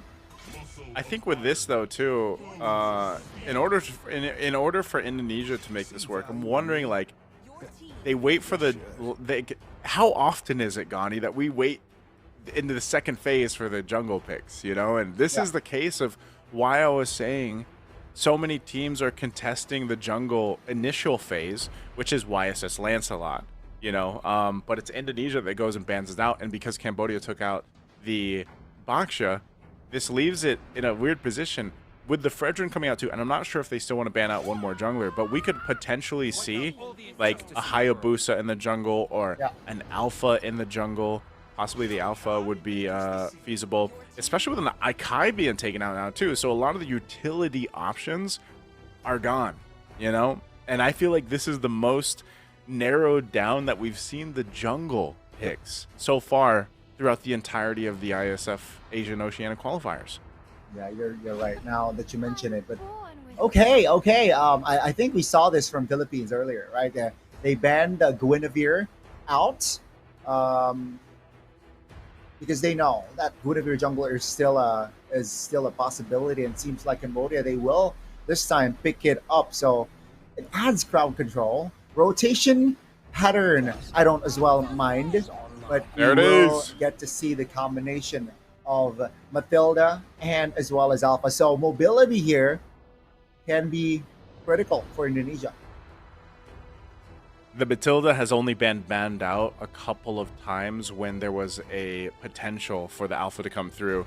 So in this one, because of the nature of the bans, and this is, again, we don't see this kind of bans that often, but these kinds are bringing it to a sense of, all right, this is the adjustments that are made here. So great draft for Indonesia. What's Cambodia's answer? What do they need? They already have enough CCI. I don't. I feel like they need more. Of course, more peel, right? So, what, Minotaur? Does a Minotaur work here? Going up against a Matilda. If they want to go crazy, okay. I need someone that can peel. Definitely has crowd control as well. And hey, Primal Wrath mode So it's deals damage as well. So it's a Rome Edith. Okay, I was wondering if we were going to see a Rome Arlot or a Rome Edith, because both could work in the XP lane. But yeah, so Rome Edith. Rome Edith. A lot of crowd control, mind you. Guinevere, Edith, Arlot, Cambodia. They're bringing their semifinals match to the grand finals with a twist. I like it, man. I like it. Both lineups actually have really good winning potential, winning conditions here. I think Indonesia, what they're really playing into is they've got like this little bit of burst with the Kagura, but also the 1-1 later on.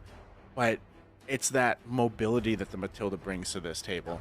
We don't see Matilda too much anymore, but it's usually paired with like a Fredrin or an Alpha, and it ends up working really well for that because it's hard to escape that. Like if you think about it, even with the Guiding Wind, and then the Spear of Alpha being there, or whoever decides to Guiding Wind. So very good draft from Indonesia and Cambodia.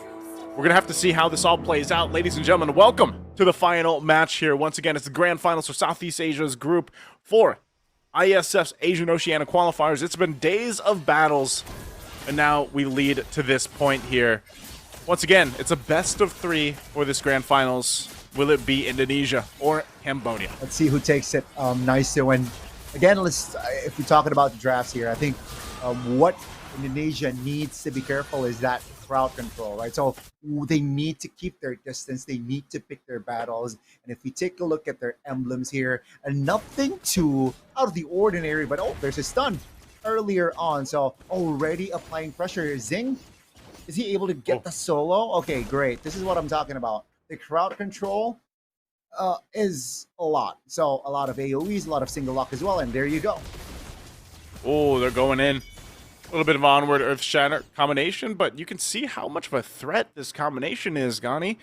And that's the thing. A couple times we've seen the Edith come through, but I think so far through ISF, we've mostly seen it in the XP lane. running with the Warcry emblem. This time around, it's Boxy. He's got Concussive Blast, so I guess he's just going to go ahead and plant himself down on this side of the map for now, but they got to be careful. Because now at this point, for Chin, you can go ahead and set things up with the Spear of Alpha. Yeah, it seems like they are setting things up here. Gotta be careful though. Sin is level 4, so if Zing is not careful, there you go. Oh, if he's not careful like that, okay. He gets out with the flicker. I was gonna say, but hey, that's a battle spell down before that objective does come up. So, you know, I think Sin's gonna be happy with that for the most part. Now, here in the mid lane is where we have to also take a look at once those level 4s are available. OP got it first, but Hezkiel Wiseman will get it. Oh, a fight gonna break out. A good stun and knock up on Sin. The Guinevere from Detective able to find that spatial migration. And this should warrant them a turtle. First objective just going in the hands of Cambodia off of that play. Earth Shatter again, onward for Witty. Witty's in trouble. Oh, can't get away from the final slash. Wadu picks it up. They burn the flicker from Aran. Aran trying to get to the safety of the turret. He'll jump on forward. Oh, man. A whole bunch for Cambodia. This is a different Cambodia here. This is a different Cambodia indeed, and this is just, again, just Cambodia. Match 1 earlier against Philippines. Them controlling the early game. Suddenly, it's going to be tough for Indonesia to turn things around here. Let's see if Mr. Leonardo here on the 1-1, perhaps he can just funnel goal to their side here. Again, Kagura under is going to be tough for Indonesia to perhaps find things, but it seems like Indonesia, they are rotating towards their bottom side. Mind you, Zing's flicker is still 30 seconds, so perhaps they can capitalize on that flicker not active. We'll see, but this is the pressure that's going to be put here now. So a little spear thrown out there, but they spotted out. They're going to be fine. This is once again what I was saying, Gani. Like, I think a part of this is just the Wanwan's early game kind of sucks, you know? Like, you need plenty of time to build up. And then, of course, like, getting the weakness points off to get the crossbow Tang is the whole other thing. And right now, that's mostly just go ahead and farm up what you can. It's about a 500 gold lead, too, for Zing right now. Yep. Zing's been impressive, though. I've really been impressed with seeing Zing play so far throughout the qualifiers here. Even on the Harith, like I said, he just looks really good. So right now, it's kind of a standstill, you know, before this next turtle comes up, unless they're able to make a play somewhere. Yeah, it seems like the glowing one will be secured early for OP, so that's already some sort of anti-regen in hand from side of Cambodia. And they do seem like want to commit to this pre-turtle even, right? They will focus on looking for the engages. Seems like setup-wise, it's going to be a 4v4. Oh, they're going to go for the fight. Wadu, I'm not sure if he's going to pull it just yet. He did use the final slash. A nice spatial migration again. Aran is out. Turtle's going to go for the reset. Spear of Alpha already used. And trying to get out with the Guiding Wind as Witty will go ahead and keep them at bay. But Cambodia wins the objective fight again, getting the second turtle of the game. A great fight from Cambodia. Very great fight and very direct as well. And Indonesia, they're struggling to find the right connections, right? Iran isolated their great spot from Cambodia, engaged on, and yeah, just 5 minutes in, the Phobius wasn't able to. Oh, great Purify. Oh, that's a spell triggered though. That's a feather airstrike. Oof. Oh, oh man, you see how squishy this Wanwan is again. OP in trouble. Oh, a good Yang Yan overturn. A good response. Yehezkiel Wiseman. Mr. Wiseman comes in to save the day, because I was looking a little dire there for Indonesia on the top side. Wow, the reinforcements just providing cover. That was info as well. Feather airstrike was used, so quite vulnerable for OP, which Mr. Wiseman was able to capitalize. Oh, Zing? Okay. Zing, is he going to be? Okay, he's fine. He's fine. He's fine. Yeah, still has the flicker, I think. No, yeah, still has the flicker as well, so very well calculated there, but yeah, you can see Detective already has the Brute Force breastplate there. So, mind you, that's extra MR, magic resists. But also, what is important with that Brute Force is that mobility, right? More movement speed. And it seems like they want to invade. Oh, final slash is going to be used against Sin. Can't survive the onslaught. Sin goes down, now sitting at 0-2. Even with the Matilda, this alpha isn't working out. So Cambodia knows the weak points of this lineup, and they've been putting the pressure exactly where they need to. So with this, no turrets going down yet, though, except for that top side. So it's even in terms of the turrets right now. Cross map. Zing has been doing works. Should be able to get the tier 2. It looks like he's going to be able to do just that. Zoran's a little bit too late. So now third turtle of the game coming up here, and Cambodia is in position. Slight miscoordination there because Iran wasn't able to defend in time for that tier 2 turret top lane. A great setup again by Cambodia. I don't think Indonesia can fight this. Let's see though. Oh. Feather Air Strike already dropped down. A ton of damage being thrown at Iran. But there's a guiding wind. Circling Eagle combination already used. Wadu could be in trouble. Finally, the crossbow of Tang gets some airtime. Indonesia's able to fight back with the damage. Prove it true. A flicker forward. Oh. They'll go for Detective. And 4 fall for Cambodia. A turn of the tables for Indonesia. Wow, what a timing as well. Indonesia, they got the turtle. They got the turret mid lane. Cambodia suddenly lose out on control, map, and fight. And this might be the snowball. That fight might win them game 1. That is crazy how just that one team fight was enough of a space for Indonesia to take back, get themselves back into this game. And it's so weird because we've been talking about it for the 1-1 for quite some time here. And it was one of those things where it's like, finally you get to see the crossbow of Tang come through.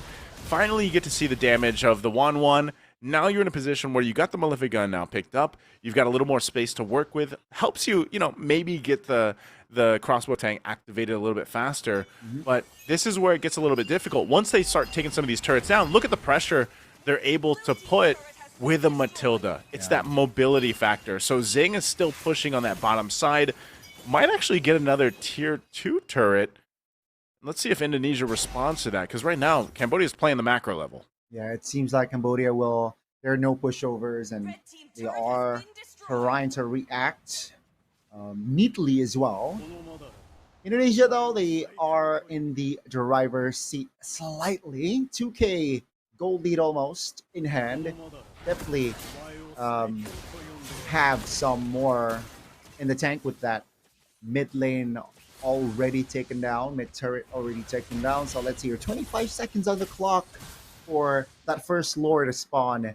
And Cambodia, I think their only play is just push far lane, push their split lane, and hope for Zing to hatch a surprise SOD when Indonesia's resources are already spent. So let's see, will that happen or not? Because Indonesia, after that big win, they're taking it slow. They're taking their time here in opening fights, in opening engages as well, as we can see already. All right, Moscow won just a couple of more 100 gold left just to complete the Trinity, and there you go, already Trinity, Corrosion, Golden Staff, and DHS. So that's already a power spike, and after that, immediately you can see him just rotating towards the Lord.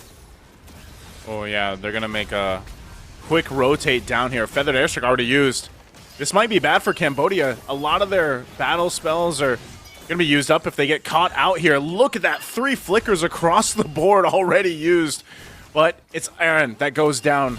There's enough space here as Leonardo gets the kill, so they go and trade it out XP for XP. But without these battle spells and some of the ultimates, Cambodia might want to go ahead and think about this twice. The Spirit Alpha is going to be able to catch Detective. He gets out, but Wiseman goes in. Zing falls. They lose a ton of damage off of that. Meanwhile, Detective is just zoned out with the Circling Eagle from Witty. A great play here, and now he's trapped under the turret as Sin hunts him down. Spirit Alpha going to be used. There's no way you escape that. It's a triple for Leonardo. It's a wipeout for Indonesia against Cambodia, and they'll get the Lord off of it. Man, what a fight. It was a scrappy one, but Indonesia took control, especially after, Iran died, sure, but it's just the XP.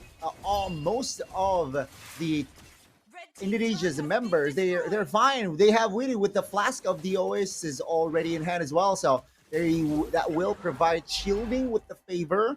And Cambodia struggled to find the right connection there. No real opportunities to turn things around. Zing, without the flicker, because he spent it earlier on, wasn't able to be aggressive on that Moskov. So now with the lower push here, Indonesia looks to collect more turrets, and perhaps they might take a couple of base turrets or two.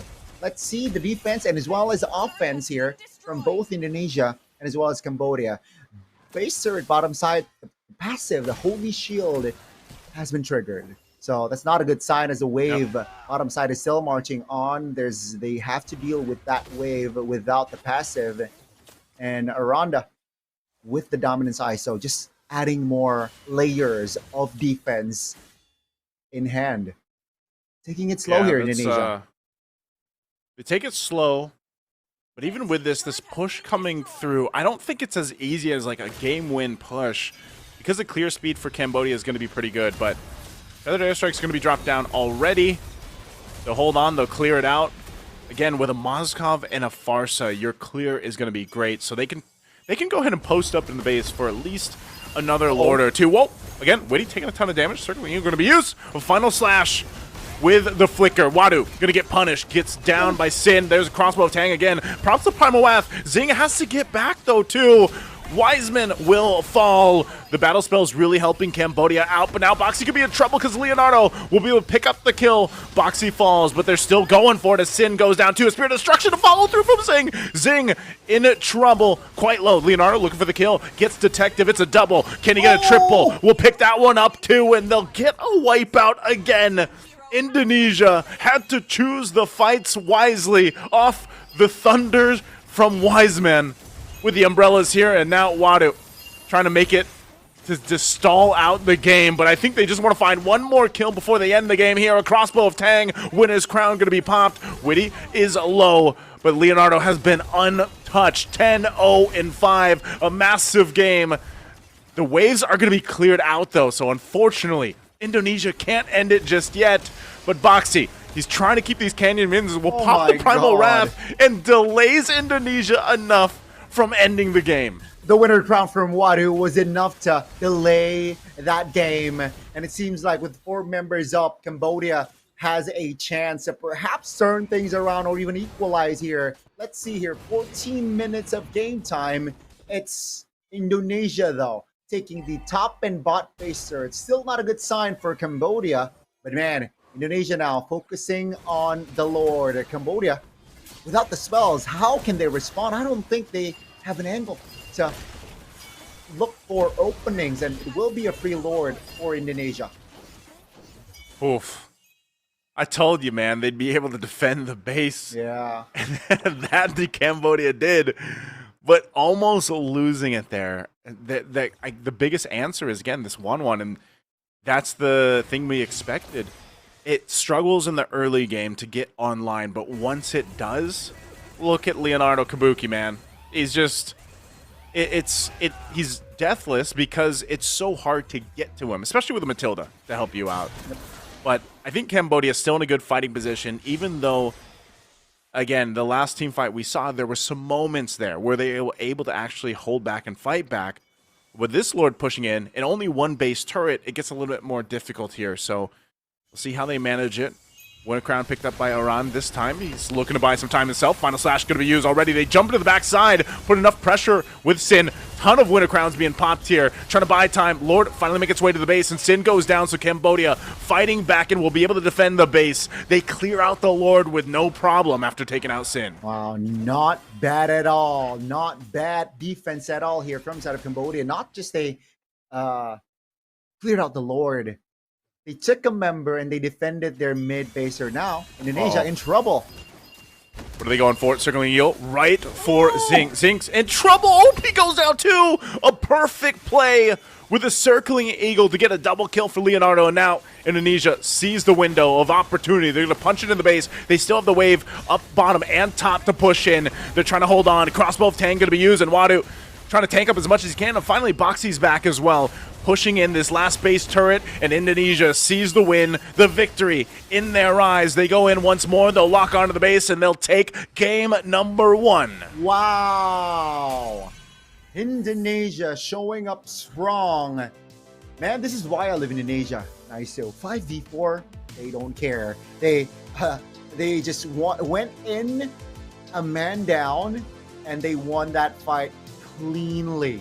With the help of the circling eagle, it allows you to find weird angles, and I believe Cambodia wasn't ready. They thought they had a man advantage, but then Indonesia was ready to fight. So they were caught off guard, and they lost that fight because of the base quite exposed there. It was an easy straight push, but you can see here from the get-go, Sin taken down early. Seems like it was no problem. Mind you, Cambodia took 2 turtles, but after this fight here, right here, where Wiseman got basically the opening there for that 2 kill, it was just Indonesia slowly but surely controlling, especially after this one right here. Wadu, the crossbow with Tang was just the cherry on top because it adds more gold towards Leonardo. And after that, it was just free turtle, free mid turret, free purple buff. All objectives on the board was taken away from Cambodia. And it was them just being in the back foot. Because of Witty here. There was so much mobility, right? Just the pressure here Yeah. is so on point. There was so much mobility, and there was also so many good fights in this one, man. It's honestly, like, it was really nice to see because both teams were really able to go ahead and capitalize on their lineups for one. But even in this sense where Cambodia finds themselves, behind 5,000, 6,000 gold at this point, they had a good fight.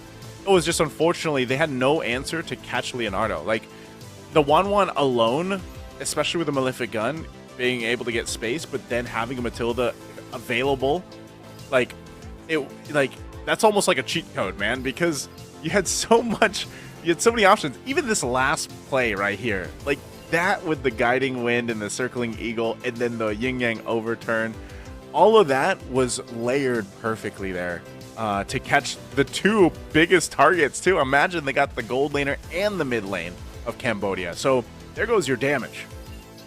There goes your damage, and this was their final lock in. Indonesia sealing the deal. 16 minutes though. I thought it was shorter. Nice, you gotta be honest with you, but it was over 15 minutes. And wow, Leonardo, man, 12-0-6. What a beast. So it's crazy. It is actually crazy. Cambodia, even though they got the first blood, they got the first 2 turtles, not just first, this 2 turtles. Indonesia was able to find that mid-game power spike, and they were able to just take the lead, take the control. Yep. Wiseman also an anchor in that mid, but yeah, Weedy was on the driver's seat forward side of Indonesia. He was just controlling here and there, but yeah, Indonesia 19 assists. 19 assists to his name. Wow, what an opening. Insanity, man. Again, there's a reason why that Matilda came through at the end, especially with the alpha. And it's funny because we saw them struggling early, even into the mid game a bit. Right, Cambodia was even in Indonesia's jungle. They were able to go ahead and zone them out on certain parts of the map and everything else. It just took some time for this lineup to cook, basically, from Indonesia. It was one of those things, and they played it well. It's nice to see that. It's a different lineup, Donnie, that we've seen from even our previous days here for Iesf Asian Oceania qualifiers, and it's refreshing to see, right? So congratulations to Indonesia there for getting that first win again. Yes, it's a best of 3 for the grand finals. Also, a little information, a little update for our viewers there. Myanmar and Philippines had to, of course, play, and Myanmar got 3rd place. Wow. So they won. Myanmar won the match versus the Philippines, so Philippines gets 4th place. So for that match, congratulations to Myanmar. They did defeat the Philippines. So Philippines, yeah, I mean, surprising results, I would say, for them. But again, that's where we are with the current meta, Yanni. It's very coin flippy, like I mentioned earlier. Very coin flippy, yeah. We do have some. Of course, we gotta have a very short break for our players out there to get us situated for game number 2. We'll see if Cambodia can take it to a game 3, which I'm expecting and hoping for, as this is our grand finals. Once again, I'm Naisu, that's Gani. We'll be back with a very short break.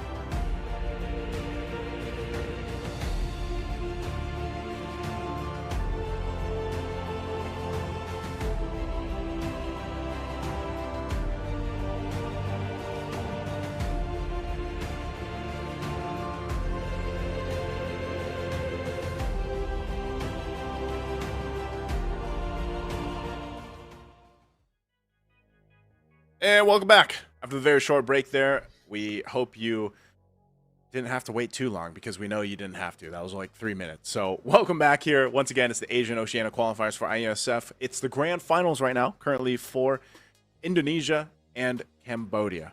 If you missed game 1, it was a great game, honestly. Cambodia could have potentially brought that game back. They were controlling the early game, but then Indonesia locked in.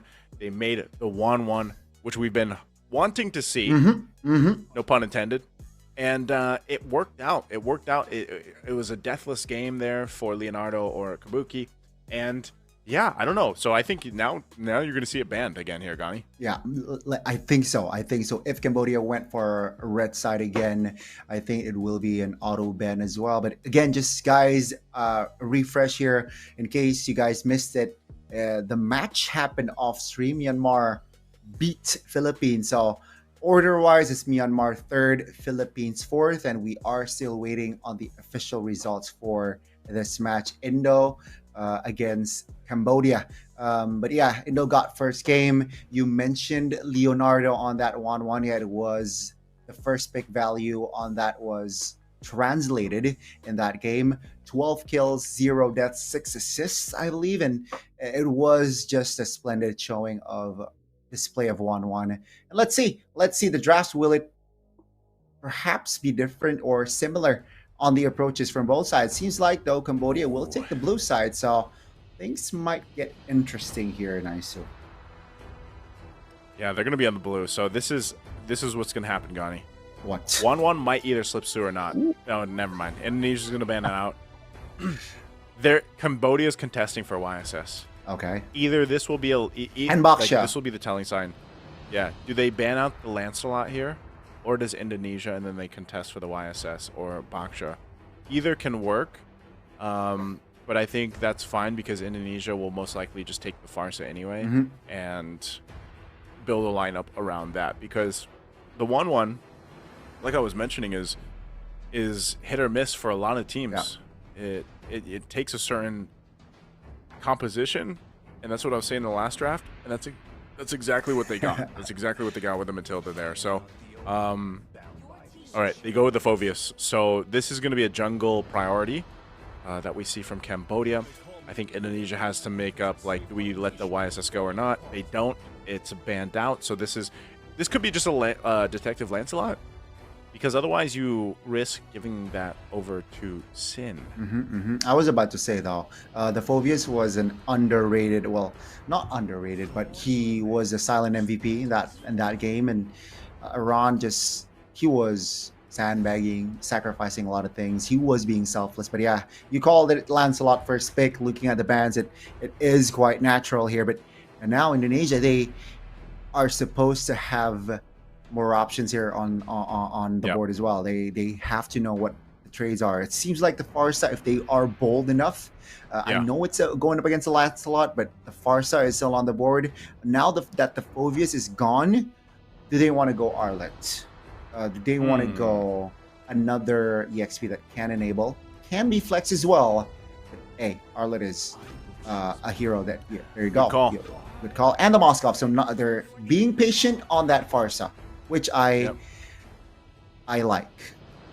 Yeah, because again, they can give it over, and if they do, if Cambodia takes the Farsa here, then Indonesia just says, all right, we'll probably take the Baksha, because they could definitely do a Baksha into the Lancelot, but then it also gives them that solution for dealing with the Farsa here. So I think that's what Cambodia also wants to decide, like, because the Jushin is open. Like, what if they just went with utility, because usually the Jushin is banned out.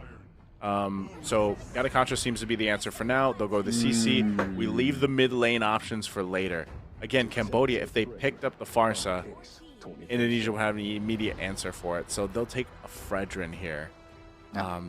This is interesting, though. The Fredrin comes through, and this will also, this might force Zing on a Harith or something.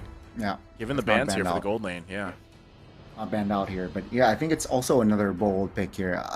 The CC was picked up, but then you respond with a Fredrin that's bold. But I like the Gatot Kaca. It anticipates if the Farsa is picked up towards the Indonesia side. So Cambodia, they opted to they're basically forcing Indonesia to you can go pick up the Farsa. They went out and banned the Zushin. Now, Cambodia, I like the Iesf on Cambodia here, honestly. Going up against the Fredrin, the Arlet, I think Iesf is a good response here with immunity, real world manipulation. And you mentioned the Harith. Seems like Indonesia will not let the Harith go to the hands of Zing. Yeah, they don't let that go. I think at this point, you still ban out the... Gosh, do you want to still ban out a mid lane? Yeah, Farsa was the only one I could think of. I think Indonesia will just go maybe the Aurora, man. Like, I think they'll just pick up the Aurora for Wiseman. Or they could, honestly, they could go Kugura too. Like, they could do a Kugura, but I could see them even opting for a Aurora. They'll go for a Kimmy. It's crazy, man, because Kimmy was slept on for a long time. Like, after she was so popular in like, even back in Riyadh, like, then she kind of dropped off. But the Kimmy, I forgot the Kimmy. The Kimmy with the interaction with the Fredrin works really well. The traction pulls into energy eruption and even the crowd control there. And then think about it. This is a crowd control overload, even with a final slash. So it's like, if it's one of those things where it's like, all right, there's a Lancelot over there. Yeah, he can Thorn Rose. He can puncture around. He can Phantom Execution. But we'll just throw all the crowd control at him so we catch him. Yeah, overwhelm CC definitely right is the play from side of Indonesia. I'm a little bit surprised though. They opted for that DPS magic when they have already a DPS physical. But yeah, we called Yves from the side of Cambodia. It seems like they will lock in that Yves, another good AOE, and they paired it with a Claude. So another hero with a blazing duet that can have a area of effect.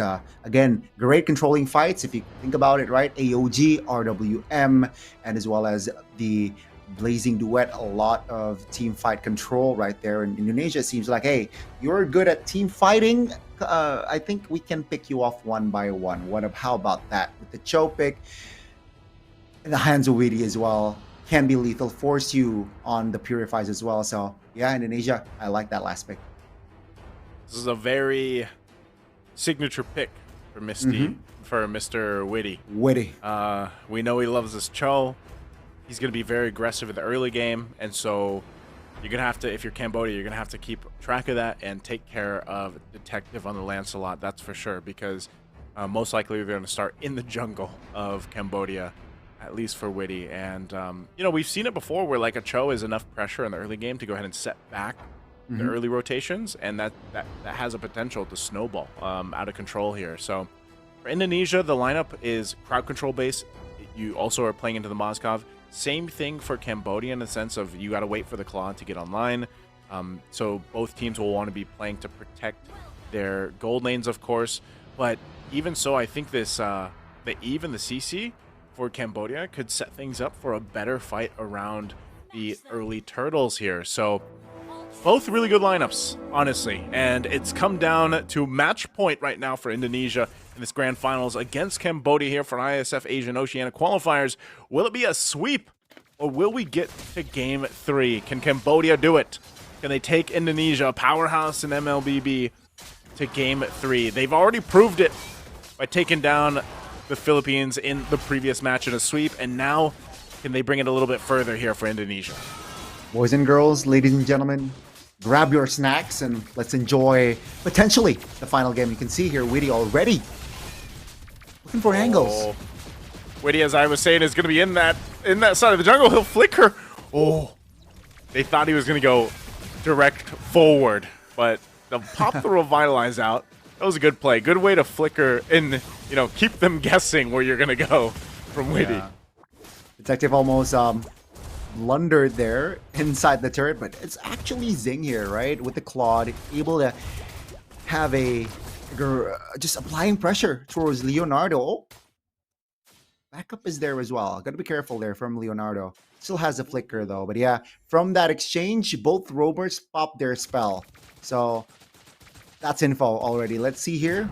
30 seconds on the clock for that first neutral objective, and I mean, EXP, nothing too crazy, so I'm guessing both EXP will have level 4 at the same time so far, unless the Fredrin finds a cheeky opening top lane. But yeah, no first blood here, nothing too crazy, but here you go, the setup.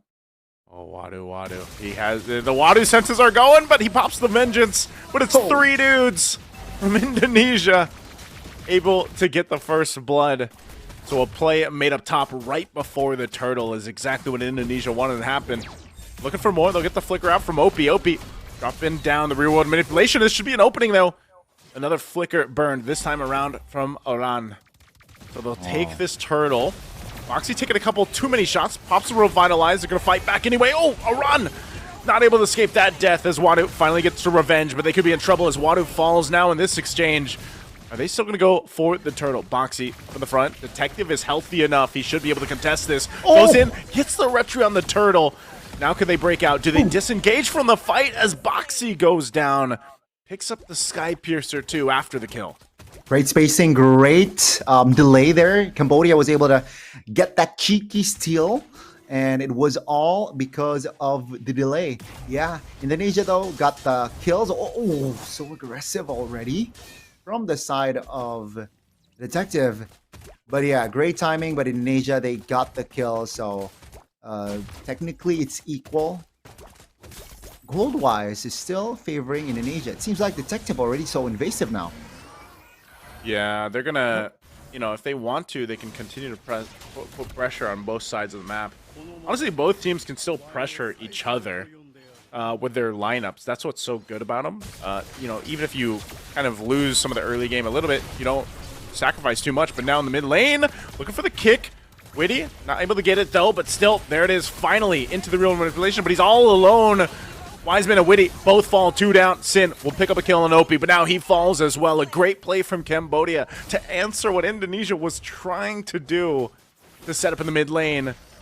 And so there you have it, Cambodia. Like I said, they have pressure if they want to. They found it there.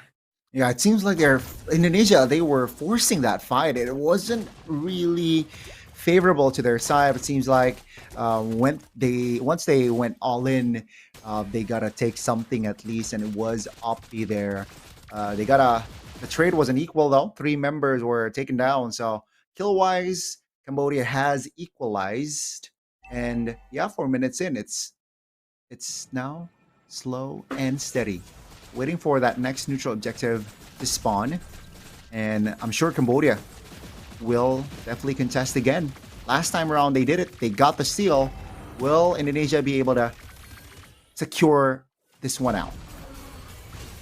Well, the fight's going to break out already. In trouble. AOG going to be used. OP's already gone. Revitalize is going to be popped. The Spirit Destruction will land, and Leonardo follows on through. He's able to find Wadu, but they trade it across the board. Wiseman's gone. They're going to try to chase Detective into the jungle, in between the turrets. A flicker forward. Aran will be able to clean up the kill. So again, body after body fall for Cambodia as Indonesia fights for the turtle, and they'll get it. They will equalize on that turtle count. So they had 4 more kills as well in the process. Cambodia adding 1, and that's not a good sign here. Zing though is still deathless, so that's the only good sign here from side of Cambodia. Oh, top lane, is that a solo? It will. How did Aran solo kill Sing? No purify. Perhaps Purify. PMI was used. Yeah. Man, what a play. Leonardo's gonna be in trouble though now. Oh, he flickers backward. He actually survived it. That's clutch for Leonardo, burning that battle spell. And Witty was there, but again, he'll be able to hold on to the lane, so they can't push this turret in unless Foxy has an idea of his own. Wadu doing a ton of damage here with the CC, so they back off, but I guess the turret's still gonna hold. Actually, they bought enough time. Leonardo's still there. Or Aran trying to join the fight. I'm not sure if he's going to use the final slash. It might just be to go ahead and alleviate some of the pressure here on the bottom side, because look at this also in the jungle. Sin waits, but Detective will be fine. Both junglers having their buffs here. The retribution battle on that purple. Cambodia takes it, right? Great timing on that retribution, but Leonardo was able to defend his Tier 1 top lane though. Different story for Cambodia. That's the first structure off the board. Indonesia takes it, and again, just applying pressure towards Leonardo seems like is the game plan for Cambodia. Golden Staff already in hand, so makes sense, right? For now, Leonardo, his farm is okay. It's doing good. So slowly but surely here, TLID will move on towards the mid lane. Moving on for Wiseman. Gotta be careful. That burning effect can hurt. Yeah, this is the problem that they've been having though for Cambodia, is mostly just playing into the amount of crowd control that Indonesia has. They're not too far behind though. They're doing a really good job. Even though they lost some of those fights and everything else, like they found good places to go ahead and grab some gold, keep things from getting too out of hand. You know, it's 1.5k ahead for Indonesia right now. So they're in a good fighting position. Both gold laners, by the way, just duking it out on the bottom side. Meanwhile, everybody else here for this last turtle of the game. They're going to force the Revitalize out already. Traction Pulse going to be used. There's the RWM. Witty will go in. Gets the knockup, but still, RWM going to be used. And now, Sin. They're going to face off for this turtle. Indonesia is forced off of it. Now Sin all by himself goes in. Even with the Appraiser's Wrath, won't be able to out-retry Detective. And now Sin falls. A pickup there for a kill for Cambodia and the objective. So Indonesia loses that turtle. Yeah, the unfortunate thing from that fight was the SOD not landing for Indonesia, and that was the window. Cambodia realizes that, and they went in looking for a fight. They managed to isolate the Fredrin inside the turtle spit, and that was just GG. Unfortunately, the Praises Rat's timing with the retribution wasn't on point. Yeah, props to Detective, man. His retribution this game was was clutch and has been clutch. Let's see here again the recovery, because now if you take a look at the economy, it's not that far out for Cambodia. A lot of counterplays definitely, and you got to keep in mind that Zing mid game power spike is definitely there. So Indonesia cannot be too overzealous. Sweetie, I think don't target Yves. I think he is too tunnel vision on targeting the Yves when RWM is available. So now Yeah. you can just go target anyone. Just instant burst, and then it will be an instant 5v4. Cambodia looking Yeah. for plays bottom side. Uh-oh. Oh, good play there with the Spear Destruction, because Leonardo got the information. Hey, they're coming down. So he just throws over Spear Destruction. He's fine. So yeah, I kind of agree with you there too. Like Witty has been mostly going for OP. Sometimes it's like, yeah, if the RWM's already there, you're not going to be able to do too much. But if he does catch OP early, that might help. So AOG, RWM all drop down, fighting under the tier 1 turret. Again, he's not able to do too much as that real-world manipulation was already set up. So Indonesia, after losing 2, they'll just go grab the tier 2 turret. Oh, Leonardo. I don't think he's going to be able to escape. Oh, Detective. I don't think he knew that he was actually in there for a second. But now, Leonardo trying to run. They're just going to chase him down, though. So unfortunately, Indonesia's going to lose the gold laner. He did push the tier 2 turret in, but now this is a window for Cambodia to start up the Lord. And Indonesia will go ahead and try to stall this out the best they can. Without Leonardo, though, I'm not sure if this is a fight they really want to take here. Witty's going to be in trouble. Traction Pulse going to be used. He already has to burn the Flicker. So Indonesia on the run, but look at Wadu. Wadu having enough damage, using the Current Call too.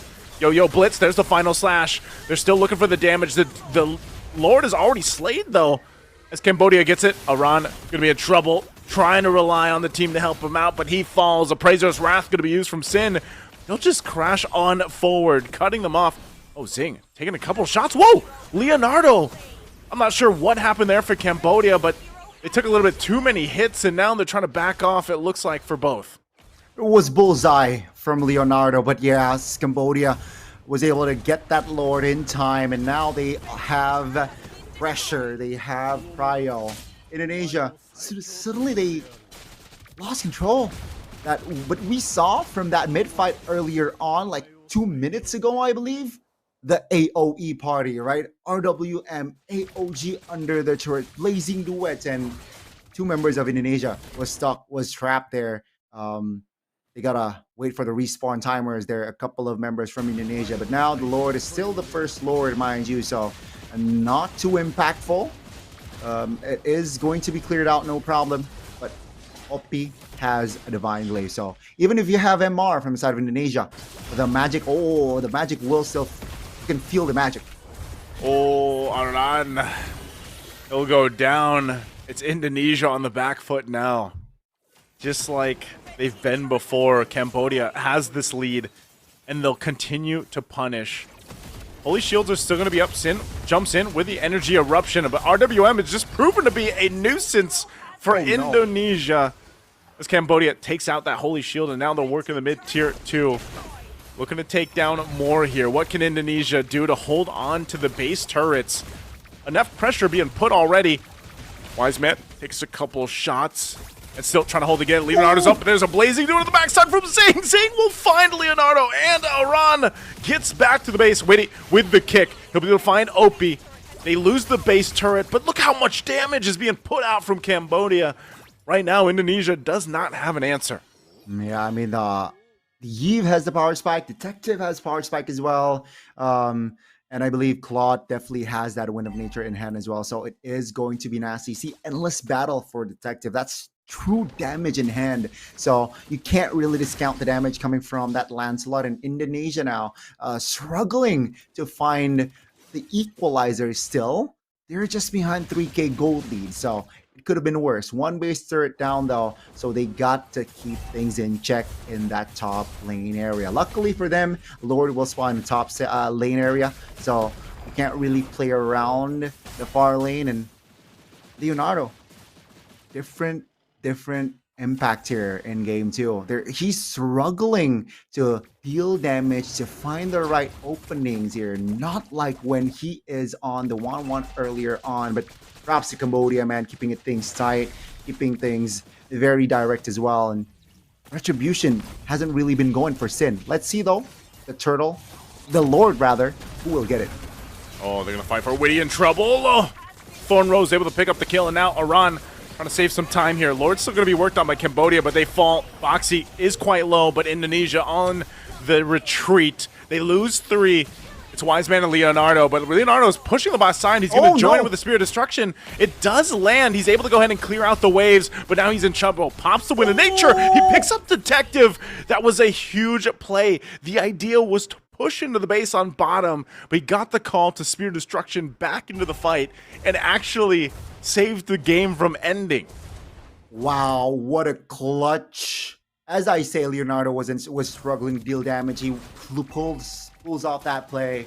And now, because 2 members are technically off the board for Cambodia, Lord is favoring the side of Indonesia with 5 members in play. Let's see, will they be able to pull it off? Because Cambodia, they have spells. Oh, that was, again, what? Just a massive win for Indonesia on the defense. It led them to this, getting the Lord. So the pendulum will swing in their favor now. So Cambodia, all the work they've done, you can't discount it yet. They still have a ton of possibility to go ahead and defend this push with the Lord. Remember, their team fighting has been great for Cambodia. Their damage profile is amazing. And so even with an Eve and everything else in the Claude, they should be relatively fine on the defense here. Now, this is a big question. What does Indonesia do to find a potential pick? They don't have this mid turret down just yet, but they do have the Lord making its way down bottom. Cambodia is forcing the defense, but no, I think they will let this tier 1 go. They will defend their tier 2 though. That's a great taunt. And Sin, very low, but the immortality AOG spent. Oh, immortality will be popped here. You gotta be careful. Once again, without that revitalize already going to use. Oh, in the backside, Leonardo goes in. He pops his Wind of Nature first. He has enough damage. He takes out Zing, but will go down to Wadu after the Vengeance was popped. So it's a trade here, the 1 for 2. But that might be enough for Cambodia to stay in and clear things out with this Lord. Definitely, man. And luckily, Zing was caught out there, because if Zing wasn't traded, it will be Cambodia just taking the control back to their side. Ladies and gentlemen, 16 minutes. Officially, this is the longest game today. So, yeah, again, just grab your snacks, folks. Indonesia now still holding on. They aren't able to capitalize on that Lord push. Unfortunately, there were 2 tunnel vision on that tier 2, and it seems like Cambodia, they could sniff the setup in that mid. Something was off, so great response from Cambodia. This is a crazy thing here, again, is the back and forth between these 2 teams. Like I said, Cambodia has improved so much since we've seen them over the course of the years here, especially even here in Iesf, the different iterations of Cambodia that we've seen representing the country. This is an amazing performance so far today, you know, sweeping Philippines, and now here going toe-to-toe with the Indonesia team. They're going to go in. Conceal going to be used. Sin should be able to get out. Traction Pulse going to pull in Wadu, though. Pops the Vengeance and Leonardo. He goes down. They lose a ton of damage. Now Witty is he going to be able to clean up anything. They know that without Leonardo, they're going to be in trouble. Wadu jumping on forward. Aran might not have a choice but to sacrifice himself to buy time. And Indonesia are looking at a potential Game 3 here against Cambodia after losing Leonardo. Can they hold this wave to bay? Oh, Detective jumps on in. Witty will go ahead and clear out the waves. He's going to keep it together the best he can. They're holding it in. Wiseman pops to win a crown. He's got to clear out that last cannon minion, but he won't be able to do it. And Cambodia will take us to a game 3. Wow, what a performance from Cambodia. Even when they got pressured in that early, it seems like they were able to stay composed this time round. And man, Leonardo, that positioning is so unfortunate inside the real world manipulation, and that was just completely instantly punished by Detective and Oppi. Indonesia, they played a very, very well early game, I have to say, even though they lose out on a couple of turtles. But here, again, just the targeting wasn't optimal from the side of Indonesia. And it was actually the opposite from Cambodia, where they were able to find the right connections. They were patient. That was a solo kill, by the way, by Iran. But this is the AOE party. RW, MAOG, and Blazing Duets. After that fight, it was Indonesia mostly being on the back foot. Again, just no angles, no way for Indonesia to penetrate through. And Cambodia keeping things tight. Here, the Moscow made a gamble, taking the turret and clearing the waves. SOD perfectly timed there, clearing the waves. Wind of Nature, Detective went down, and that gave them a breather. But after this was very unfortunate again. Leonardo got the trade, but really got taken down. So again, Cambodia was semi-controlling it. But take a look at the positioning here from Leonardo. So unfortunately, immobilized, bursted down both by magic and physical damage. And of course, it was just overwhelming. And this was a two-man defense. They weren't able to pull it off. Cambodia was just too clean in game 2. 18 minutes almost. Yep. Cambodia, what a showing, man. What a recovery after game 1. Game 2 seems like Boxy. Hey, Weedy, you got 19 assists. Game 1. What about 20, sir? What about 20? He won up there, man. Yeah. But again, Cambodia, I've been saying it since we saw them in the previous match. Actually, even in the previous days, it's like this is again one of the best versions of Cambodia. Again, they're from CFU Gaming. These guys are very experienced veterancy players, and they just seem to have figured out a synergy that works really well with them. Again, I mean, this is essentially CFU Gaming versus TLID, right? An iteration of that, and they're able to go ahead and do this and go toe to toe with some of the best teams, just like previously, against Philippines. And so that's something to be said there. And honestly, like, this is what we would want, Gani. I know, we get this grand finals and it's only a best of 3. We want the 3 games. It's been very back and forth between both Cambodia and Indonesia. And so what better way to have it? Hopefully we get the same thing here for game 3. So I can't wait to see it, man. I can't wait to see what eventually for game 3 we get to, especially now that we've seen 2 versions of compositions, to work for both teams here. So for me, I just got to say, Gani, it's been really impressive from Cambodia. Man, I think impressive is an understatement. They have been just impeccable, man. But yeah, that was enough to take us to game 3. So nice. So I'm excited to see what will happen later. I can't wait. We're going to be taking another short break, about 3 minutes or so. So hold tight. We'll be back for game 3 after this.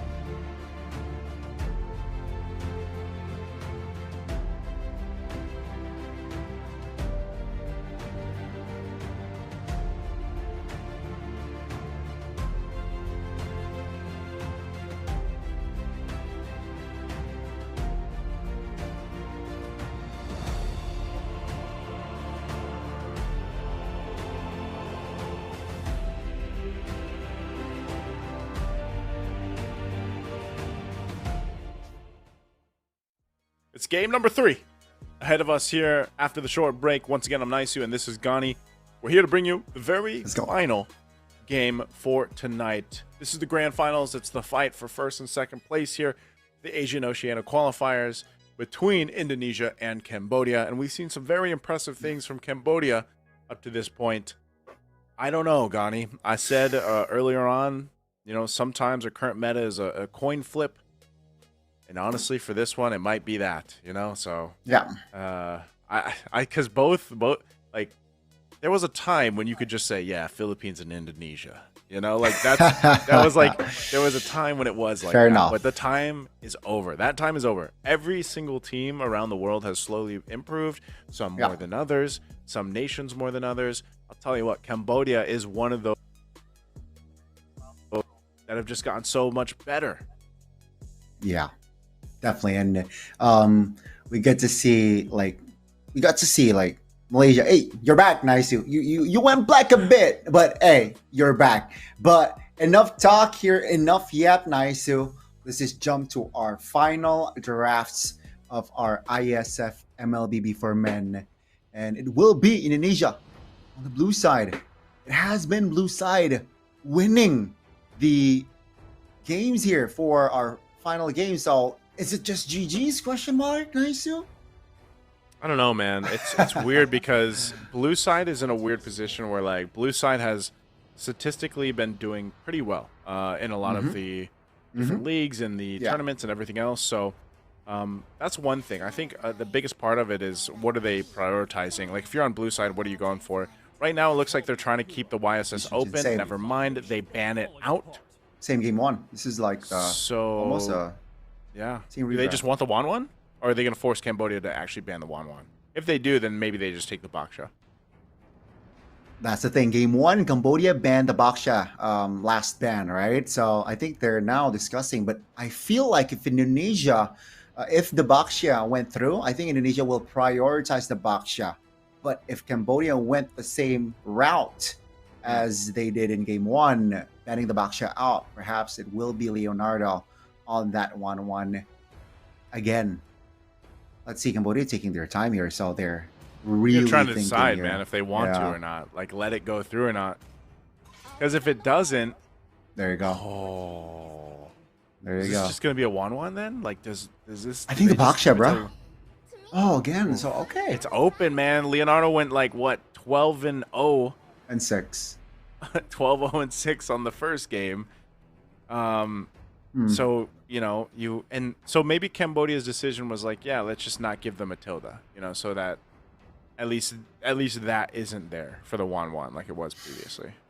No Flask of the Oasis plus favor combination from that Matilda. Now, Cambodia, what do they go for here? Parsophobius, maybe? Parsophobius is still on the board. Don't forget the Baksha now is also open. Is it really? I mean, we saw Cambodia, what they did to the Philippines with the Baksha. So the Baksha is definitely in their arsenal. They will lock in the Phobius first, though, and the Baksha. So yeah, they want a strong hero in that EXP. And mind you, Iran played a mean Phobius in that first game. So they're technically killing 2 birds with 1 stone, denying that hero towards Iran. The picks are coming quick. You know, they know the game plan. They know how they want to play this.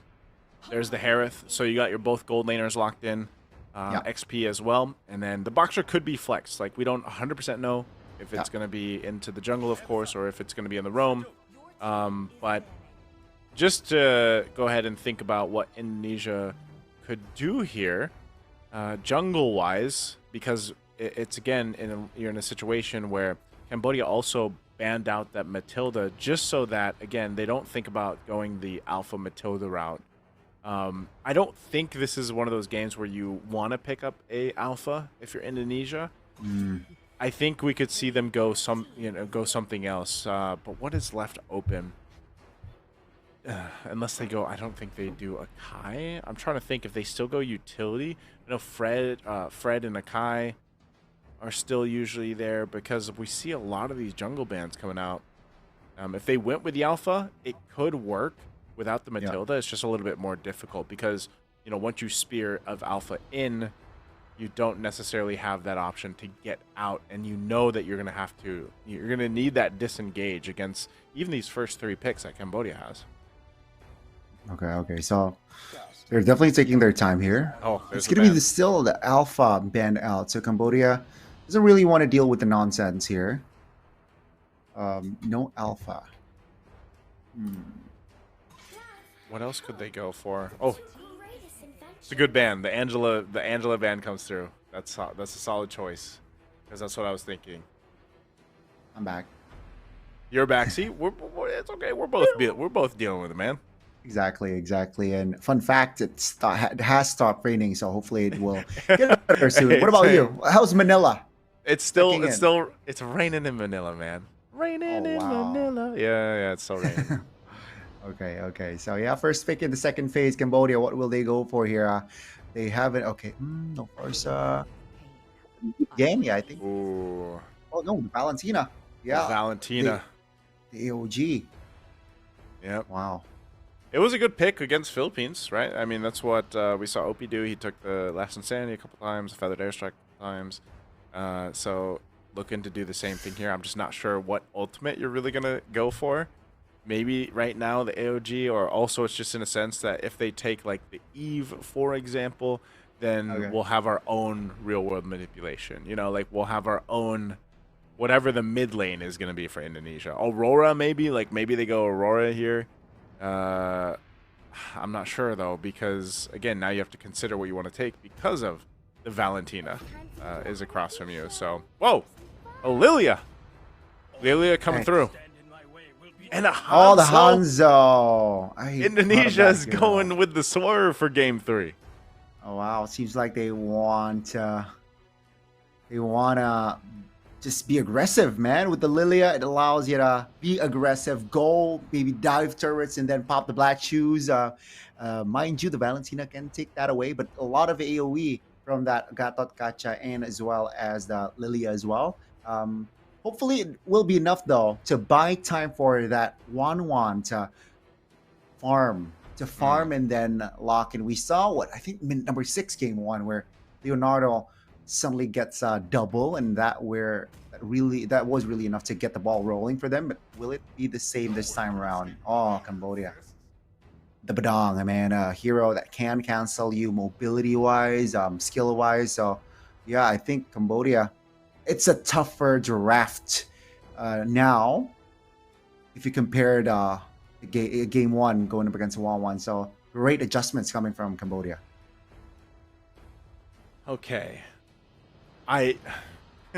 Indonesia's composition's a little weird to me, man. Like, yeah, the Hanzo, a 1-1 and a Lilia, like the CC and Gatakacha are fine. Like, that's not weird to me. But like, yeah, this is a curveball lineup. I'm fine with it though. I'm happy to see it because again, it's where the meta currently is. Like, this can work. This can also give you a pretty good advantage in the early game if you're able to capitalize on it. Lilia also had a little baby buff in our little minor patch that we just had here recently, where it's like, if I remember right, she gets a little more spell vamp now on her glooms. So nothing too crazy there. But essentially this composition from Indonesia is going to take some finesse to make it work. But it might be really cool too to see it come to fruition.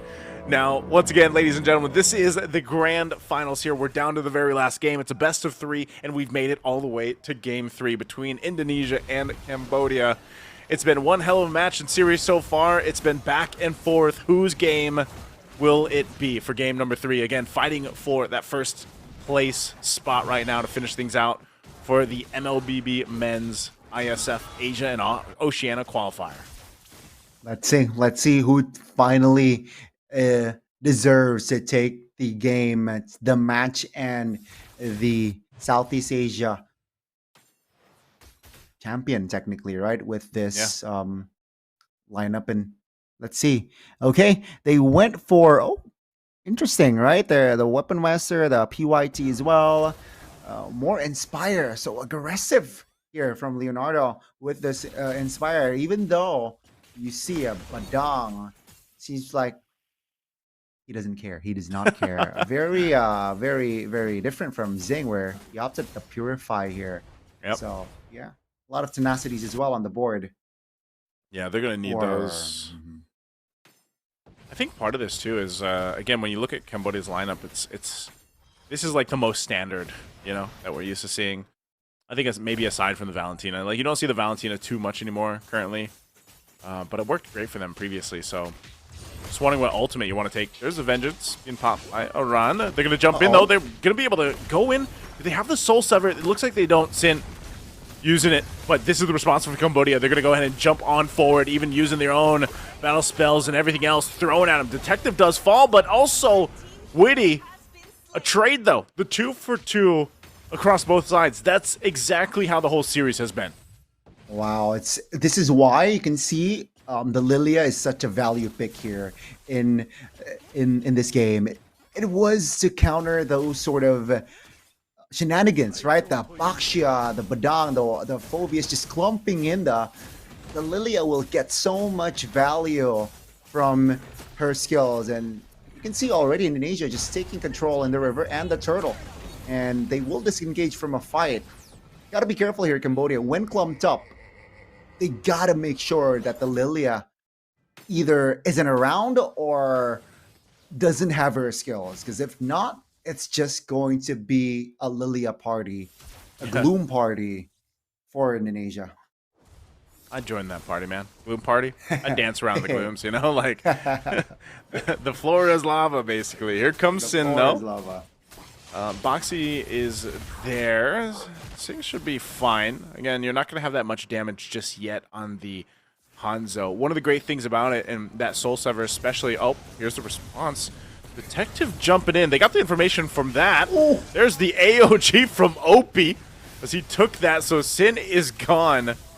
A great use of the IMU from Opie. You know, he's one of the most versatile Valentinas I've seen. And Opie made it work, but that's what I was going to say. Hanzo doesn't really have that damage early on. But even if he struggles in the early game and he gets the few items, I think it's like Trinity as well for Hanzo, really for him to pop off. Like, he's able to get a kill, you know, and that's one of the threats of Hanzo later on. And it's going to be very disgusting. Let's see here. It seems like they want to fight again. They're going again. Detective is tanky enough with the Soul Sever, and they will pick it up. Detective gone. Black Shoe's going to be used.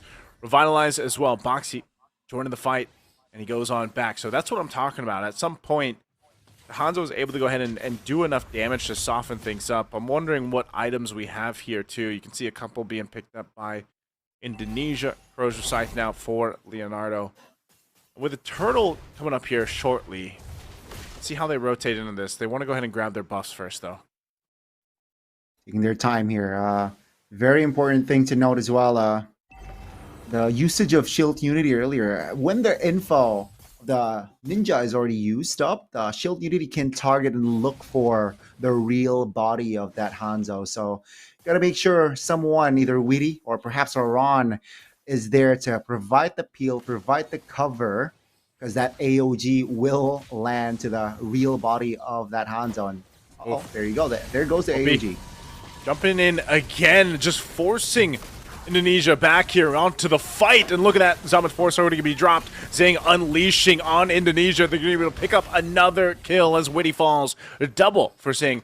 Now Wiseman on the run, but hey, Cambodia, they fought for that turtle, and they'll get the second one. Not a good side here. The second turtle will fall at the hands of Cambodia. It seems like the mid game here will be theirs, and it's going to take some time for Indonesia to reset here, waiting for Leonardo to be online. Especially Leonardo was picked up as well. Sin is again just targeted bottom side. Yeah, he wanted to farm up, but he's going to be in trouble now. They know the weak point of a Hanzo. They'll take it as Cambodia gets an easy kill down bot. Oh, whoa, Leonardo though. He didn't go. I was going to say, did he go 1v1? But he didn't. He was able to get the kill on Zing. He needed to, though, because Zing on this Harith, we've seen him. He's a monster on it, and if he scales up too quickly, it's going to be a problem even more for Indonesia. So they find themselves, you know, just a bit of behind. They are going to get this turret, though, down. So Indonesia doing work across the map. Cambodia answers with a bottom turret tier 1. Yeah, mind you, Leonardo did not use the crossbow with Tang, so a lot of setup was used. Zing no purify, so that's gonna be info. Will Indonesia capitalize on the spell not active yet, or will they take it slow here? All 5 spells are up here for Indonesia, so they are at an advantage here, technically, if they do want to fight. Yeah, Detective was going for that body. Witty, gonna be in trouble. Has to jump out with the AOG defensively, so Opie, once again, he'll hold on to his own avatar, the Guardian, and he's been able to use it really well so far. So Sin finally picks up the Golden Staff. Should be the second item, I believe, that he has. Not sure what he rushed, but the turtle is coming up, and that's why eventually Sin is also going to be able to do enough damage to like the tankier members of Cambodia. And once he does that, and like that might be the Malefic Roar eventually. That's where it gets a little bit in trouble, a little dicey for Cambodia. Right now, though, Moxie's going to have to run away from this. Fist crack, fist break combo. There's AOG from Opie! Good pressure, good response from Cambodia. And now Witty also feeling the wrath here, saying we'll pick up a kill. They lose 2 with a fight for the turtle. Sin trying to do what he can, but Detective will be able to secure the turtle, and Indonesia looks to be losing another. As Sin falls to, man, Cambodia will get everything they want. They're in shambles, man. You can see the items started to pile up for Cambodia. Almost on, I think it's, yeah. Okay, this is scary. Zing is on his way towards Holy Crystal, and Bloodway's already collected for Uppy. So more survivability, but also, mind you, there's magic power in that item as well. So the poke damage from Uppy, Indonesia will feel that poke. And yeah, again, just all objectives right now taken care of. Turrets, turtles, and as well as the purple buff. Now, top lane, they want more action. Well, Sin wants to go for that, but again, Sing is fine. Just pops a Zaman Force. He's like, yeah, I can take this, you know? Sin's not that much of a threat yet because he's got, I saw it now, he's got Corrosive Scythe and Golden Staff. That's about all he's got, so it's going to be a little bit longer before that Hanzo really becomes a threat. Witty, though, is feeling the threat of 3 from Cambodia. He'll have to jump out again. We've seen this so often, man. I mean, it feels unfortunate, Gandhi, when you're the Gadakacha, but you're the one jumping defensively with your AOG, but then Opie's using it offensively. Such a, yeah, that's a shame. They want to fight again.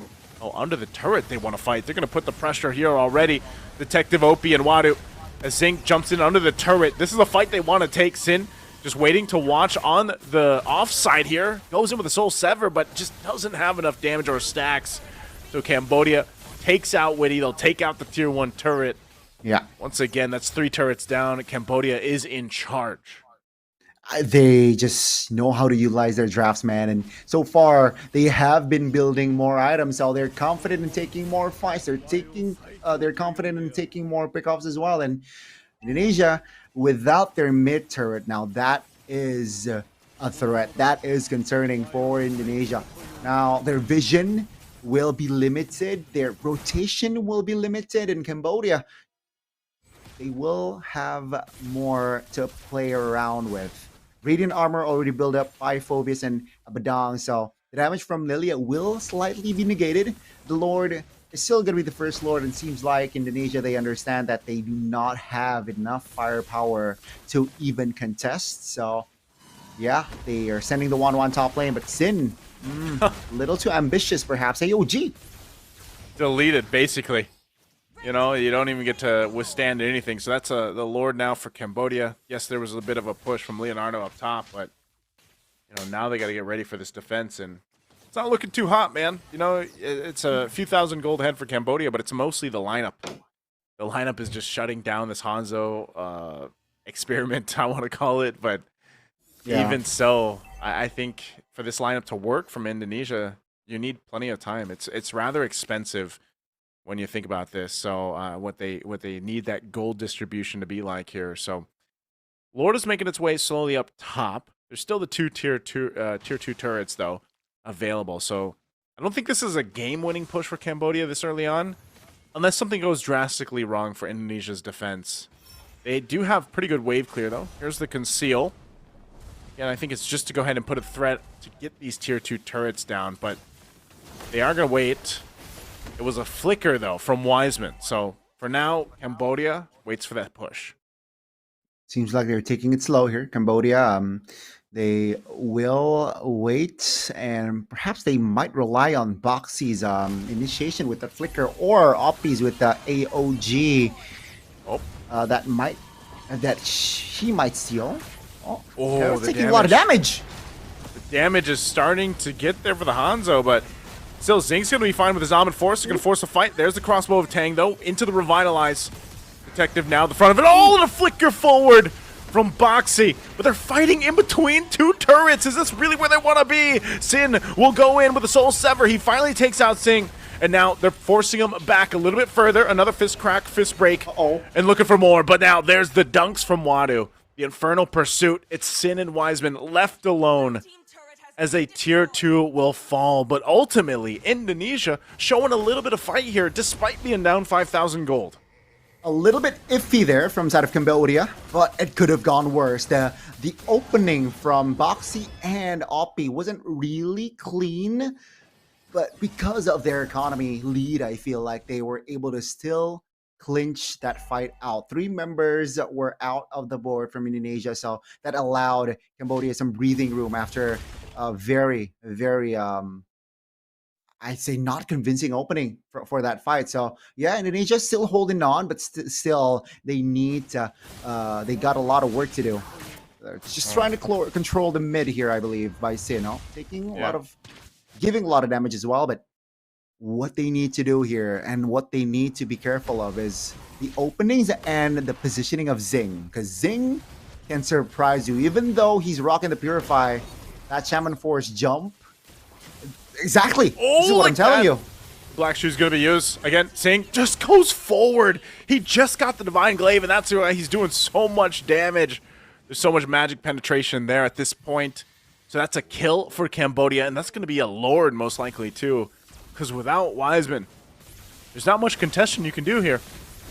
I think even with Wiseman, not really much that the Hanzo can do, and it will be a clean Lord. Yeah, as I say, right, this jump from that Shaman Force can be lethal. It caught Wiseman right there, and yeah, they will have to defend this again. Now, Indonesia, let's take a look at the inventory here. Just 4K between them, so definitely have counterplay. If Cambodia is overzealous, if they went a little bit too offside here, I'm sure Indonesia will capitalize now. Mind you, spells is okay for Oppi and Boxy, so a lot of opening possibility for Cambodia to use with this Lord push. Got to be careful not to clump up for Indonesia as well, because the Shaman Force AoE is definitely a threat. Yep. So at this point, it's how does Indonesia manage these waves? How do they manage the push in? And have they gotten themselves enough items, you know, on especially for Leonardo? We already saw the pressure from that Sin can actually pop out on the Hanzo now.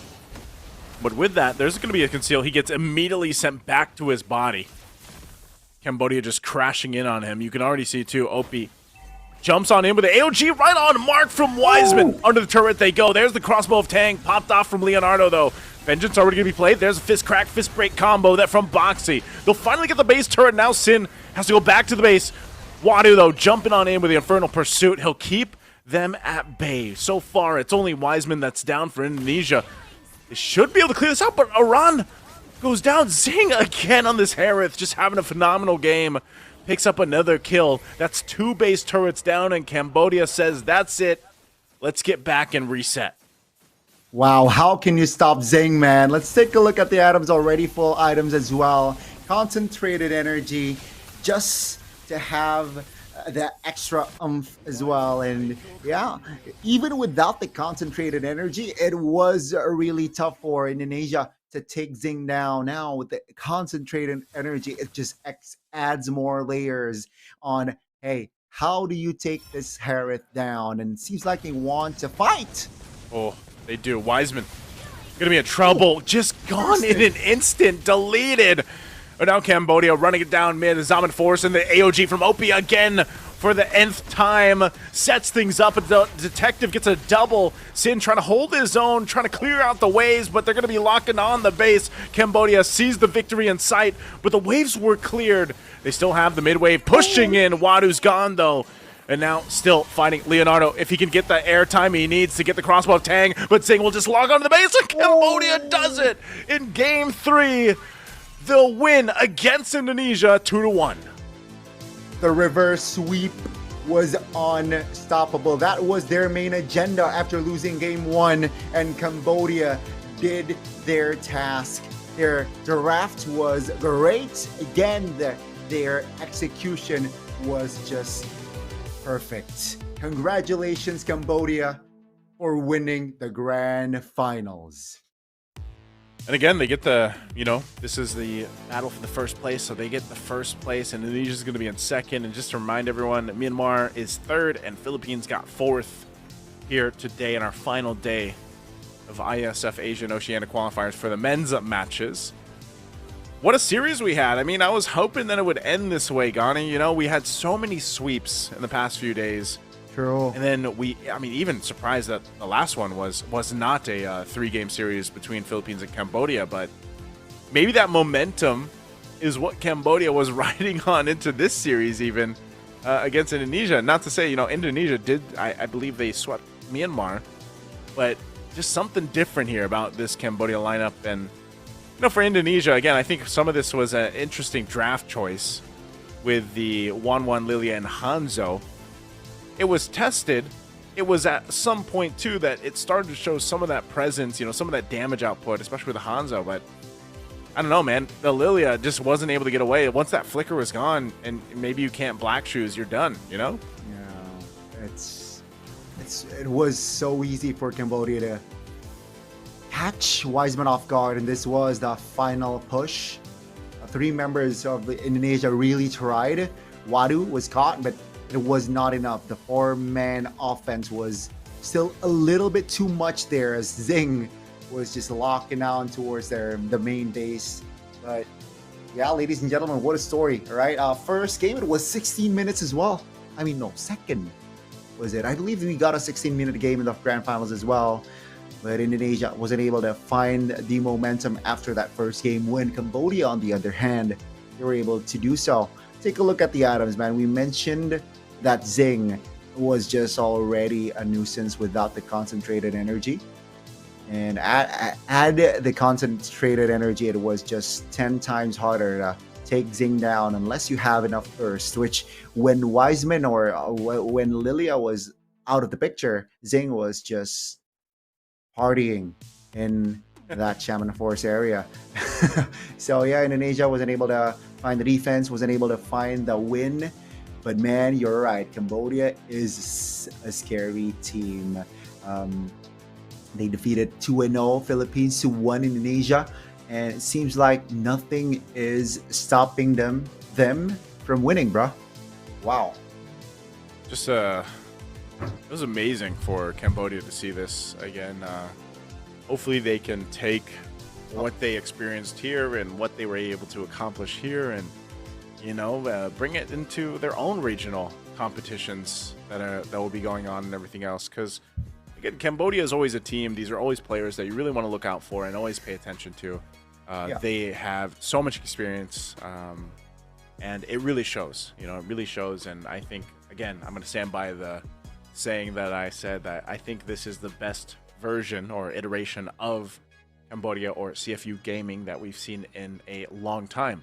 So hopefully they continue to get to bring it to the table, against teams like this, because that's, I mean, think about it. They beat Philippines and Indonesia today, so definitely something they can be proud of. So congratulations to Cambodia. Congratulations to the players over there, of course, and CFU Gaming for making it happen. It was a great day to end out the Mlbb Men's Asian Oceania qualifiers for ISF. We hope you guys enjoyed the games. We do have more for you guys. That's going to be the women's games, though. But this, like I said, does finish off the men's here. So sit tight for that. Again, it's been me, Naisu, and Gani to bring you the action for the past couple of days, and you'll still get to see us, of course, for the women's matches ahead of us too. So don't worry, Iesf will be back with more games in the days to come. Thank you guys so much. We hope you have a great evening or day wherever you're watching from, and we'll see you in the next stream.